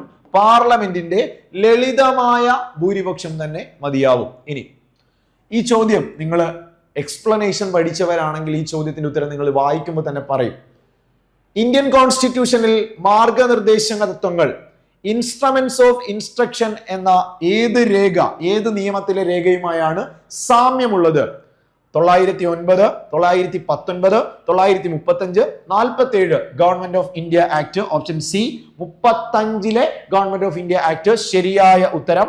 മുന്നോട്ട് പോകുന്നു. അടുത്ത ചോദ്യം, ഇന്ത്യൻ ഭരണഘടനയുടെ ഭേദഗതി പ്രകാരം ഇനി പറയുന്ന ഏത് വാദമാണ് ശരിയല്ലാത്തത്? ഓൾ ഇന്ത്യ സർവീസുമായി ബന്ധപ്പെട്ട് അംഗങ്ങളുടെ സേവന വ്യവസ്ഥ നിർണ്ണയിക്കുന്നത് ആരാണ്? ഓൾ ഇന്ത്യ സർവീസുമായി ബന്ധപ്പെട്ട ഇന്ത്യൻ പാർലമെന്റ് ആണ് അവരുടെ സേവന വ്യവസ്ഥകൾ തീരുമാനിക്കുന്നത് എന്ന് പഠിക്കുക. ഇനി സിവിൽ സർവീസുകാർക്ക് ഭരണഘടനാപരമായ സുരക്ഷ ഉറപ്പാക്കുന്ന ആർട്ടിക്കിൾ 311 311 ആണ് സിവിൽ സർവീസുകാരുടെ സംരക്ഷകനായി നിൽക്കുന്ന ആർട്ടിക്കിള്. ഇലക്ടറൽ ബോണ്ടുകൾ ഇഷ്യൂ ചെയ്യാൻ അധികാരമുണ്ടായിരുന്ന അല്ലെങ്കിൽ അംഗീകാരമുള്ള ഇന്ത്യയുടെ ബാങ്ക് ഏതായിരുന്നു? Option C state bank of India, SBI എന്ന ബാങ്കിനായിരുന്നു. ഇനി ശ്രദ്ധിച്ചേ, അധികാരങ്ങളുടെ വിഭജനം എന്ന പദം സൂചിപ്പിക്കുന്നത് എന്താണ്? ഒരു വ്യക്തി ഗവൺമെന്റിന്റെ ഒന്നിലധികം കാര്യങ്ങളുടെ ഭാഗമാവരുത്. ഗവൺമെന്റിന്റെ ഒരു കാര്യം അല്ലെങ്കിൽ ഭാഗം മറ്റു ഭാഗങ്ങളുടെ പ്രവർത്തനങ്ങളിൽ ഇടപെടുകയോ നിയന്ത്രിക്കുകയോ ചെയ്യരുത്. ഗവൺമെന്റിന്റെ ഒരു ഭാഗം മറ്റൊരു ഭാഗത്തിന്റെ പ്രവർത്തന വ്യവഹാരം ചെയ്യരുത്. ഓക്കെ, ഇവിടെ കറക്റ്റ് ആയിട്ട് നമുക്ക് പറയാൻ കഴിയുക ഏതാ? അതായത് 2, 3 എന്നിവ കുറെ കൂടി ഫെയർ ആയിട്ട് കറക്റ്റ് ആയിട്ട് നമുക്ക് പറയാൻ സാധിക്കും. ഇനി ഇന്ത്യൻ ഭരണഘടനയുടെ ഡാഷ് അധികാര സ്രോതസ് ഇന്ത്യൻ ജനങ്ങളാണ് എന്ന് സൂചിപ്പിക്കുന്ന ഭാഗം ഏതാണ്? ആമുഖമാണ്, പ്രിയാമ്പിളിലാണ്. ഇന്ത്യൻ ഭരണഘടനയുടെ പരമാധികാരം ജനങ്ങളിലാണ് എന്ന് സൂചിപ്പിക്കുന്ന ഭാഗം. ഇനി താഴെ പറയുന്നവയിൽ ഏതാണ് ഇന്ത്യയിലെ ക്ലാസിക്കൽ ഭാഷ അല്ലാത്തത്? ഇന്ത്യയില് ക്ലാസിക്കൽ ഭാഷകളുടെ എണ്ണം 11 ആണ്. നിലവിൽ ഇന്ത്യയിൽ 11 ക്ലാസിക്കൽ ഭാഷകളാണുള്ളത്. 6 ഭാഷകൾ ഉണ്ടായിരുന്നു, പുതുതായി 5 ഭാഷകൾ കൂട്ടിച്ചേർത്തു. കൃത്യമായി പഠിക്കുക. അത് ഇങ്ങനെയാണ്: ആദ്യം തൊട്ടേ ഉണ്ടായിരുന്ന 6 ക്ലാസിക്കൽ ഭാഷകൾ മലയാളം, തമിഴ്, തെലുങ്ക്, കന്നഡ, സംസ്കൃതം, ഒഡിയ. മലയാളം, തമിഴ്, തെലുങ്ക്, കന്നഡ, ഒഡിയ, സംസ്കൃതം എന്നിവയാണ്. എന്നാൽ ഈ അടുത്ത് 2024 5 ഭാഷകൾ കൂടി ക്ലാസിക്കൽ പദവി ലഭിച്ചു. പാലി, പ്രാകൃത്, ആസാമീസ്, ബംഗാളീസ്, മറാത്തി. പാലി, പ്രാകൃത്, ആസാമീസ്, ബംഗാളീസ്, മറാത്തി. അപ്പൊ കൃത്യമായിട്ട് ശ്രദ്ധിക്കുക. നിലവിൽ ഇന്ത്യയിലെ ക്ലാസിക്കൽ ലാംഗ്വേജുകളുടെ എണ്ണം 11 ആണ്. ഇതിൽ നിങ്ങൾക്ക് മനസ്സിലായി ഹിന്ദി ഇല്ല. ഇവിടുത്തെ ഉത്തരം ഹിന്ദി ആണെന്ന് പഠിക്കുക. എന്നാൽ ചോദ്യം, ഇന്ത്യയിലെ ഒഫീഷ്യൽ ലാംഗ്വേജുകളുടെ എണ്ണം അഥവാ ഔദ്യോഗിക ഭാഷകളുടെ എണ്ണം 22 എന്ന് പഠിക്കുക. അടുത്ത ചോദ്യമാണ്, താഴെ പറയുന്ന പ്രസ്താവനകൾ പരിഗണിച്ച് അതിൽ തെറ്റായവ കണ്ടെത്തുക. ഒന്നാമത്തെ പോയിന്റ്, ഇന്ത്യൻ പാർലമെന്റിന്റെ അപ്പർ ചേംബർ ഒരു സ്ഥിരം സഭയാണ്. നിങ്ങൾ പഠിക്കുക. ഇന്ത്യൻ പാർലമെന്റ് അപ്പർ ചേംബർ, ഉപരിസഭ ഒരു സ്ഥിരം സഭയാണ്. ഉപരിസഭ, രാജ്യസഭ ഒരു സ്ഥിരം സഭയാണ്. പ്രസ്താവന ശരി. ഇനി രാജ്യസഭയിലെ എല്ലാ അംഗങ്ങളെയും തിരഞ്ഞെടുക്കുന്നത് ആനുപാതിക പ്രാതിനിധ്യത്തിന്റെ അടിസ്ഥാനത്തിലാണ് എന്ന് പറഞ്ഞാൽ പ്രസ്താവന തെറ്റ്. കാരണം 12 പേരെ പ്രസിഡന്റ് നോമിനേറ്റ് ചെയ്യുന്നു എന്ന് നമുക്കറിയാം. അതിന്റെ ചെയർമാൻ അതിന്റെ അംഗങ്ങളിൽ നിന്ന് തിരഞ്ഞെടുക്കപ്പെടുന്നു. പ്രസ്താവന ശരിയോ തെറ്റോ? തെറ്റാണല്ലേ. എടാ, രാജ്യസഭയുടെ ചെയർമാൻ രാജ്യസഭയിൽ നിന്നുള്ള അംഗം അല്ല. ഓക്കെ, അപ്പൊ ഇവിടെ എന്ത് പറയാം? ഒന്ന് മാത്രമാണ് ശരി, 2, 3 എന്നിവ തെറ്റായ പ്രസ്താവനയാണ്. ഓക്കെ, നിലവിൽ ഇന്ത്യയുടെ ഉപരാഷ്ട്രപതി CP രാധാകൃഷ്ണനാണെന്ന് നമ്മൾ പഠിച്ചു. ലോക്പാലിന്റെ ആദ്യ ചെയർപേഴ്സൺ ആരെന്ന് ചോദിച്ചാൽ നിങ്ങൾ പറയണം, ലോക്പാലിന്റെ ആദ്യ ചെയർപേഴ്സൺ ജസ്റ്റിസ് പിനാകി ചന്ദ്രഘോഷ് ആണ്. ജസ്റ്റിസ് പിനാകി ചന്ദ്രഘോഷ് നിലവിൽ ലോക്പാൽ അധ്യക്ഷൻ. രണ്ടാമത്തെ ലോക്പാൽ അധ്യക്ഷനാണ് ആര്? AM ഖാൻവിൽക്കർ അഥവാ അജയ് മാണിക് റാവു ഖാൻവിൽക്കർ എന്ന് പഠിക്കുക. അടുത്ത ചോദ്യം, ഇന്ത്യൻ ഭരണഘടനയുടെ പാർട്ട് 9A ചേർത്തത് താഴെ പറയുന്നവയിൽ ഏത് ഭേദഗതി അല്ലെങ്കിൽ ഏത് കോൺസ്റ്റിറ്റ്യൂഷണൽ അമെന്റ്മെന്റിലാണ്? 9A ഭാഗം 9A കൂട്ടിച്ചേർത്തത് 74-ാം ഭേദഗതി. ഭാഗം 9 73-ാം ഭേദഗതിയിലും 9A കൂട്ടിച്ചേർത്തത് 74-ാം ഭേദഗതി. നഗരപാലിക താഴെ പറയുന്നവയിൽ ഇന്ത്യൻ തിരഞ്ഞെടുപ്പ് കമ്മീഷന്റെ അവകാശങ്ങളിൽ പെടാത്തത് പറയണം. ഇലക്ഷൻ കമ്മീഷൻ ഓഫ് ഇന്ത്യയുടെ അവകാശങ്ങളിൽ പെടാത്തത്. രാഷ്ട്രീയ പാർട്ടികൾക്ക് ചിഹ്നങ്ങൾ അനുവദിക്കുന്നു. ശരിയോ തെറ്റോ? പൊളിറ്റിക്കൽ പാർട്ടീസിന് ചിഹ്നങ്ങൾ അനുവദിക്കുന്നത് തിരഞ്ഞെടുപ്പ് കമ്മീഷനാണ്. പ്രസ്താവന ശരി. വോട്ടെടുപ്പ് ചിലവുകൾക്ക് പരിധി നിശ്ചയിക്കാനുള്ള അവകാശം ശരിയാണല്ലോ. ഇനി തിരഞ്ഞെടുപ്പിന്റെ ഷെഡ്യൂൾ തീരുമാനിക്കുന്നു. ആലോചിച്ച് നോക്കടാ, ചിഹ്നം അനുവദിക്കുന്നുണ്ട്, ഇത്ര രൂപ ഒരു പരിധിയിൽ കൂടുതൽ ചിലവഴിക്കാൻ പാടില്ല, അതിനുള്ള നിർദ്ദേശങ്ങൾ തിരഞ്ഞെടുപ്പ് പെരുമാറ്റച്ചട്ടങ്ങൾ വെക്കുന്നുണ്ട്. ഷെഡ്യൂൾ തീരുമാനിക്കുന്നു. ഒരു തിരഞ്ഞെടുപ്പിന്റെ വിജ്ഞാപനം മുതൽ നാമനിർദ്ദേശം ഡേറ്റുകൾ തീരുമാനിക്കുന്നു.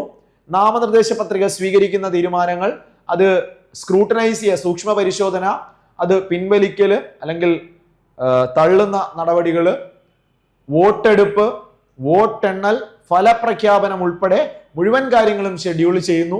ലാസ്റ്റ് പോയിന്റ്, തിരഞ്ഞെടുപ്പിൽ എത്ര പാർട്ടികൾക്ക് മത്സരിക്കാൻ കഴിയുമെന്ന് തീരുമാനിക്കാനുള്ള അവകാശം തിരഞ്ഞെടുപ്പ് കമ്മീഷൻ ഉണ്ടോ? ഇല്ല. ഓക്കെ, ക്ലിയർ ആണ്. ഇനി താഴെ കൊടുത്തിരിക്കുന്നവയിൽ ഏതൊക്കെ നിബന്ധനകളാണ് ഇന്ത്യയിലെ ഒരു നാഷണൽ പാർട്ടിയാവാൻ വേണ്ടത്?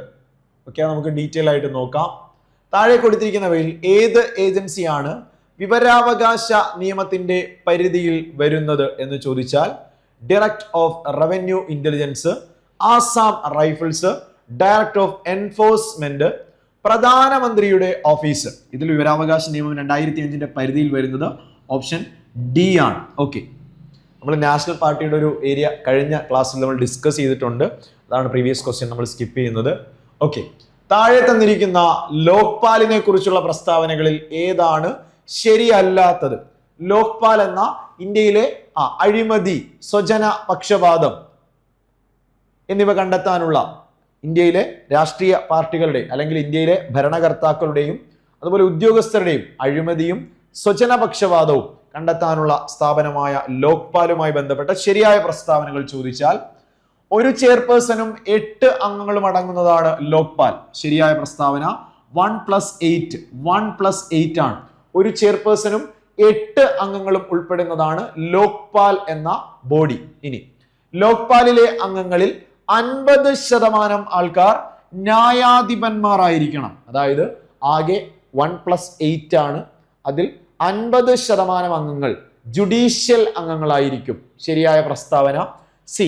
ചെയർപേഴ്സണെയും അംഗങ്ങളെയും നിയമിക്കുന്നത് പ്രധാനമന്ത്രി എന്ന് പറഞ്ഞാൽ പ്രസ്താവന തെറ്റ്. നിയമിക്കുന്നത് പ്രസിഡന്റ് എന്ന് പഠിക്കുക. ഒരംഗത്തിന്റെ റിട്ടയർമെന്റ് പ്രായം 70 വയസ്സാണ്. 5 വർഷം 70 എന്നാണ്. 70 വയസ്സ് ശരിയായ പ്രസ്താവനയാണ്. സോ പ്രധാനമന്ത്രി നിയമിക്കുന്നു എന്ന സ്റ്റേറ്റ്മെന്റ് ആണ് ഇവിടെ തെറ്റായ സ്റ്റേറ്റ്മെന്റ് ആയിട്ട് ഓർക്കേണ്ടത്. ഓക്കെ, അടുത്ത ചോദ്യത്തിലേക്ക് പോകുന്നു. താഴെ കൊടുത്തിരിക്കുന്നവയിൽ ആരാണ് ഇന്ത്യൻ ഭരണഘടനയുടെ ഡ്രാഫ്റ്റിംഗ് കമ്മിറ്റിയിൽ ഇല്ലാതിരുന്നത്? നമുക്ക് നോക്കാം. ജവഹർലാൽ നെഹ്റു അംഗമായിരുന്നില്ല. സ്ഥിരം ചോദ്യമാണ്. അതായത് ഇന്ത്യയുടെ ഭരണഘടന തയ്യാറാക്കിയ ഭരണഘടനാ നിർമ്മാണ സഭയിൽ ഇത് എഴുതി തയ്യാറാക്കിയ കമ്മിറ്റിയാണ് ഡ്രാഫ്റ്റിംഗ് കമ്മിറ്റി അഥവാ കരട് കമ്മിറ്റി. 1947 ഓഗസ്റ്റ് 29 ഡ്രാഫ്റ്റിംഗ് കമ്മിറ്റിയെ രൂപീകരിച്ചത്. ഡ്രാഫ്റ്റിംഗ് കമ്മിറ്റിയിലാകെ 7 അംഗങ്ങൾ ഉണ്ടായിരുന്നു. ഡ്രാഫ്റ്റിംഗ് കമ്മിറ്റിയുടെ ചെയർമാൻ ഡോക്ടർ BR അംബേദ്കർ ആയിരുന്നു. അതിൽ ആരൊക്കെയെന്ന് ചോദിച്ചാൽ KM മുൻഷി, മുഹമ്മദ് സാദുള്ള, അല്ലാടി കൃഷ്ണസ്വാമി അയ്യർ, N ഗോപാലസ്വാമി അയ്യങ്കാർ എന്നിവർ ഉണ്ടായിരുന്നു. BL മിത്തർ പോയി, മാധവ റാവു വരുന്നു. അതുപോലെ DP കെയ്ത്താൻ പോയി, TT കൃഷ്ണമാചാരി വരുന്നു. അപ്പോൾ ജവഹർലാൽ നെഹ്റു ഡ്രാഫ്റ്റിംഗ് കമ്മിറ്റിയിലെ അംഗമല്ല. മഹാത്മാഗാന്ധി ഭരണഘടനാ നിർമ്മാണ സഭയിൽ പോലും അംഗമായിരുന്നുമില്ല. ഓക്കെ, ഇനി ഭരണഘടനയുടെ ഏത് അമെൻമെന്റ് വഴിയാണ് 300A എന്ന ആശയം കൊണ്ടുവന്നത്? 300A അതായത് നമുക്കറിയാം മൗലിക അവകാശമായിരുന്ന റൈറ്റ് ടു പ്രോപ്പർട്ടിയെ, സ്വത്തവകാശത്തെ മൗലികാവകാശത്തിൽ നിന്ന് നീക്കുകയും നിയമാവകാശമാക്കി മാറ്റുകയും ചെയ്തത് 44ാം ഭേദഗതി 978 പ്രകാരമാണ്. അതായത് നമ്മൾ പഠിച്ചത് ഇങ്ങനെയാണ്. മൊറാർജി ദേശായിയുടെ കാലഘട്ടമാണ്. നീലം സഞ്ജീവ് റെഡ്ഡി ആയിരുന്നു ആ സമയത്ത് പ്രസിഡന്റ് ആയിട്ടുണ്ടായിരുന്നത്. ഓക്കെ, ഇനി സാമ്പത്തിക അടിയന്തരാവസ്ഥയുടെ പ്രത്യാഘാതമല്ലാത്തത് ഏത്? അതായത് ഇന്ത്യയിൽ ഇതുവരെ പ്രഖ്യാപിക്കാത്ത അടിയന്തരാവസ്ഥ 360 പ്രകാരമുള്ള ഫിനാൻഷ്യൽ എമർജൻസി ആണ് എന്ന് നമുക്കറിയാം. ശമ്പളത്തിലും മറ്റ് ആനുകൂല്യങ്ങളിലുമുള്ള കുറവ് ശരിയാണ്. സാമ്പത്തിക ബില്ലുകൾ രാഷ്ട്രപതിയുടെ അനുമതിക്കായി മാറ്റിവെക്കപ്പെടും ശരിയാണ്. ഇനി ന്യായാധിപന്മാരുടെ ശമ്പളത്തിൽ പോലും കുറവ് വരും ശരിയാണ്. സംസ്ഥാനങ്ങളിലെ ധനകാര്യമന്ത്രിമാരുടെ പോസ്റ്റുകൾ പിരിച്ചുവിടും എന്നത് തെറ്റായ പ്രസ്താവനയാണ് എന്നറിയുക. അടുത്ത ചോദ്യം കേന്ദ്ര ഗവൺമെന്റിന്റെ അടിയന്തരാവസ്ഥ അധികാരങ്ങളെ കുറിച്ച് പരാമർശിക്കുന്ന ഒരു സ്റ്റേറ്റ്മെന്റ് ആണ്. നാഷണൽ എമർജൻസിയുമായി ബന്ധപ്പെട്ട് ഇന്ത്യൻ ഭരണഘടനയിലെ ദേശീയ അല്ലെങ്കിൽ അടിയന്തരാവസ്ഥകളെ സംബന്ധിച്ചുള്ള ചോദ്യത്തില് ഒരു സ്റ്റേറ്റ്മെന്റ് 3 വ്യത്യസ്ത തരത്തിലുള്ള അടിയന്തര അധികാരങ്ങളാണ് ഇന്ത്യൻ ഭരണഘടനയിൽ ഉള്ളത്. ശരിയല്ലേടാ? ദേശീയ അടിയന്തരാവസ്ഥ, സംസ്ഥാന അടിയന്തരാവസ്ഥ, സാമ്പത്തിക അടിയന്തരാവസ്ഥ. 352, 356, 360. ഓക്കെ, രണ്ടാമത്തെ സ്റ്റേറ്റ്മെന്റ് യുദ്ധം, ബാഹ്യ ആക്രമണം അല്ലെങ്കിൽ സായുധ കലാപം എന്നിവയാണ് ഇന്ത്യയുടെ ഏതെങ്കിലും ഭാഗത്തിന്റെയോ സുരക്ഷയ്ക്ക് ഭീഷണിയുണ്ട് എന്ന് ബോധ്യപ്പെട്ടാൽ രാഷ്ട്രപതിക്ക് എപ്പോൾ വേണമെങ്കിലും അടിയന്തരാവസ്ഥ പ്രഖ്യാപിക്കാൻ സാധിക്കുന്നതാണ്. ദേശീയ അടിയന്തരാവസ്ഥയ്ക്കുള്ള പ്രധാനപ്പെട്ട 3 കാരണങ്ങൾ, അതായത് യുദ്ധം മൂലമോ വിദേശ കടന്നു കയറ്റം മൂലമോ സായുധ കലാപം മൂലമോ നമുക്ക് ദേശീയ അടിയന്തരാവസ്ഥ പ്രഖ്യാപിക്കാം. 1, 2 സ്റ്റേറ്റ്മെന്റുകൾ ശരിയായ പ്രസ്താവനകളാണ്. അടുത്ത ചോദ്യത്തിലേക്ക് വരുമ്പോൾ ഇന്ത്യൻ ഭരണഘടനയുടെ ഏത് ഷെഡ്യൂളിലാണ്, ഏത് പട്ടികയിലാണ് യൂണിയനും സംസ്ഥാനങ്ങളും തമ്മിലുള്ള അധികാര വിഭജനത്തെ കുറിച്ച് പ്രതിപാദിക്കുന്നത്? 2, 7, 12, 11. ലിസ്റ്റ് 7ാം പട്ടിക എന്നാണ് നമ്മൾ പഠിച്ചത്. അടുത്ത ചോദ്യം ദേശീയ മനുഷ്യാവകാശ കമ്മീഷനെ സംബന്ധിച്ച് താഴെ പറയുന്നവയിൽ ഏതൊക്കെയാണ് ശരിയല്ലാത്തത്? നമുക്കറിയാം നമ്മുടെ രാജ്യത്ത് 1993 മനുഷ്യാവകാശ സംരക്ഷണ നിയമപ്രകാരം രാജ്യത്ത് നിലവിൽ വന്ന നിയമാനുസൃത സ്ഥാപനമാണ്, സ്റ്റാറ്റ്യൂട്ടറി ബോഡിയാണ് ദേശീയ മനുഷ്യാവകാശ commission, national human rights commission അഥവാ NHRC. 1993 ഒക്ടോബർ 12 ഇത് നിലവിൽ വന്നത്. നമുക്ക് നോക്കാം. പാർലമെന്റിന്റെ നിയമപ്രകാരമാണ് NHRCയെ നിയമിച്ചിരിക്കുന്നത്. ശരിയാണല്ലോ? 93 മനുഷ്യാവകാശ സംരക്ഷണ നിയമപ്രകാരം നിലവിൽ വന്നു. രണ്ടാമത്തെ പോയിന്റ്, ജനങ്ങൾക്കിടയിൽ ബോധവൽക്കരണം നടത്താനുള്ള ഉത്തരവാദിത്തം കമ്മീഷനുണ്ട്. മനുഷ്യാവകാശങ്ങളെ സംബന്ധിച്ച് ജനങ്ങളെ അവയർനെസ് കൊടുക്കുവാൻ, ബോധവൽക്കരിക്കുവാനുള്ള അവകാശം മനുഷ്യാവകാശ കമ്മീഷനുണ്ട്. പ്രസ്താവന ശരിയാണ്. മൂന്നാമത്തെ സ്റ്റേറ്റ്മെന്റിലേക്ക് വാ. ദേശീയ വനിതാ കമ്മീഷൻ ചെയർപേഴ്സൺ ഒരു NHRC എക്സ് ഒഫീഷ്യോ അംഗമാണ്. അതായത് 7 എക്സ് ഒഫീഷ്യോ അംഗങ്ങളാണ് NHRC-യിലുള്ളത്.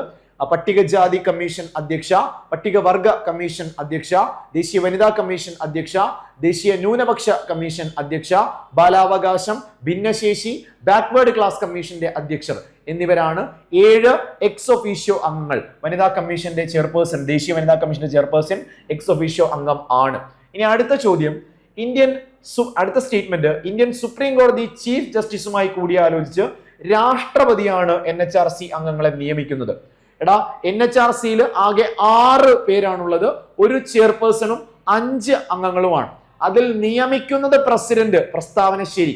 പക്ഷേ സുപ്രീം കോടതി ചീഫ് ജസ്റ്റിസുമായി കൂടിയാലോചിച്ചല്ല, മറിച്ച് ഒരു സിലക്ഷൻ കമ്മിറ്റി ഉണ്ട്. പ്രധാനമന്ത്രിയും പ്രതിപക്ഷ നേതാവും, ലോക്സഭ പ്രതിപക്ഷ നേതാവും, പ്രധാനമന്ത്രിയും ആഭ്യന്തരമന്ത്രിയും, ലോക്സഭ രാജ്യസഭ പ്രതിപക്ഷ നേതാക്കളും, Lok Sabha Rajya Sabha speaker and deputy chairman ഉൾപ്പെടുന്ന ഒരു 6 അംഗ സെലക്ഷൻ കമ്മിറ്റിയുടെ നിർദ്ദേശപ്രകാരമാണ് പ്രസിഡന്റ് നിയമിക്കുക. 4ാമത്തെ സ്റ്റേറ്റ്മെന്റ് തെറ്റാണ് എന്ന് മനസ്സിലാക്കുക. ശരിയല്ലാത്തത് 4 മാത്രം, ഓപ്ഷൻ ഡി എന്ന് പഠിക്കുക. 1, 2, 3 എന്നിവ ശരിയായ പ്രസ്താവനകളാണ്. അടുത്ത ചോദ്യത്തിലേക്ക് പോകുമ്പോൾ, ഏത് കോൺസ്റ്റിറ്റ്യൂഷണൽ അമെൻമെന്റിലൂടെയാണ് മതേതരത്വം എന്ന വാക്ക് ഉൾപ്പെടുത്തിയിരിക്കുന്നത്? എടാ, സെക്യുലറിസം നമ്മൾ പഠിച്ചു. 42nd അമെൻമെന്റ്, ചെറു ഭരണഘടന, 976 ഇന്ദിരാഗാന്ധി, ഫക്രുദ്ദീൻ അലി അഹമ്മദ് കാലഘട്ടമാണ്. മതേതരത്വം, സോഷ്യലിസം അഥവാ സ്ഥിതി സമത്വം, അഖണ്ഡത എന്നീ വാക്കുകൾ ആമുഖത്തിൽ കൂട്ടിച്ചേർത്ത ഭേദഗതിയാണത്. ഓക്കെ. അഖിലേന്ത്യാ സർവീസിലേക്കുള്ള റിക്രൂട്ട്മെന്റ് നടത്തുന്നത് all India service, IAS Indian administrative service, IPS Indian police service, Indian forest service ഉൾപ്പെടെയുള്ള ഓൾ ഇന്ത്യ സർവീസിലേക്ക് നമ്മുടെ നിയമനം, റിക്രൂട്ട്മെന്റ് നടത്തുന്നത് യൂണിയൻ പബ്ലിക് സർവീസ് കമ്മീഷൻ അഥവാ UPSC ആണെന്ന് പഠിക്കുക. ഇന്ത്യയിലെ രാഷ്ട്രീയ പാർട്ടികൾക്ക് ആരാണ് അംഗീകാരം നൽകുന്നത്? ഇന്ത്യയിലെ രാഷ്ട്രീയ പാർട്ടികൾക്ക് അംഗീകാരം നൽകുന്നത് ഇന്ത്യൻ തിരഞ്ഞെടുപ്പ് കമ്മീഷനാണ്, ഇലക്ഷൻ കമ്മീഷൻ ഓഫ് ഇന്ത്യയാണ് എന്ന് പഠിക്കുക. ഇനി ഒരു പൊതു ഉദ്യോഗസ്ഥൻ തന്റെ ചുമതലകൾ നിർവഹിക്കാൻ വിസമ്മതിക്കുമ്പോൾ സുപ്രീം കോടതിയോ ഹൈക്കോടതിയോ പുറപ്പെടുവിക്കുന്ന കമാൻഡ് അല്ലെങ്കിൽ ഉത്തരവ് നമുക്കറിയാം. ഭാഗം 3 12 മുതൽ 35 വരെ ഫണ്ടമെന്റൽ റൈറ്റ്സ് പഠിച്ചപ്പോൾ നിങ്ങൾ പഠിച്ചു. റിട്ടുകൾ അഥവാ ഉത്തരവുകൾ, 5 ഉത്തരവുകളാണ് ഇന്ത്യൻ ഭരണഘടനയിൽ പറയുന്നത്. Habeas corpus, mandamus, prohibition, certiorari, കോ വാറണ്ടോ. സുപ്രീം കോടതിയും ഹൈക്കോടതികളുമാണ് സാധാരണ രീതിയിൽ റിട്ടുകൾ പുറപ്പെടുവിക്കുക എന്ന് നമുക്കറിയാം. സോ ഇവിടെ പറയുന്നത് ഒരു പൊതുസ്ഥാപനം, ഒരു പബ്ലിക് അതോറിറ്റി, ഒരു സർക്കാർ ഓഫീസ് ഉൾപ്പെടെയുള്ള സ്ഥാപനങ്ങളിലെ ഒരു ഉദ്യോഗസ്ഥൻ അയാൾ ചെയ്യേണ്ട ചുമതല കൃത്യമായി നിർവഹിക്കാത്തത് കൊണ്ട് ഒരാളുടെ മൗലികാവകാശം നിഷേധിക്കപ്പെട്ടാൽ കോടതികൾ ഇടപെടുകയും അത് കൃത്യമായി ചെയ്യുവാൻ നാം കൽപ്പിക്കുന്നു, വി കമാൻഡ്, നാം കൽപ്പിക്കുന്നു എന്ന രീതിയിൽ അത് ചെയ്യുവാൻ അവരോട് കൽപ്പിക്കുകയും ചെയ്യുന്ന സ്റ്റേറ്റ്മെന്റ് ആണ് വരുന്നത്. ആ റിട്ട് മാൻഡമസ് എന്ന വി കമാൻഡ് അഥവാ നാം കൽപ്പിക്കുന്നു, ഞങ്ങൾ ആജ്ഞാപിക്കുന്നു എന്നർത്ഥം വരുന്ന മാൻഡമസ് എന്ന റിട്ടാണ്. ഓക്കെ, നമ്മൾ പാർട്ട് 2 കോൺസ്റ്റിറ്റ്യൂഷനിലെ പ്രീവിയസ് ക്വസ്റ്റ്യൻസ് ആണ് ഡിസ്കസ് ചെയ്തത്. മറ്റൊരു പാർട്ടുമായിട്ട് നമുക്ക് വീണ്ടും കാണാം. Thank you so much.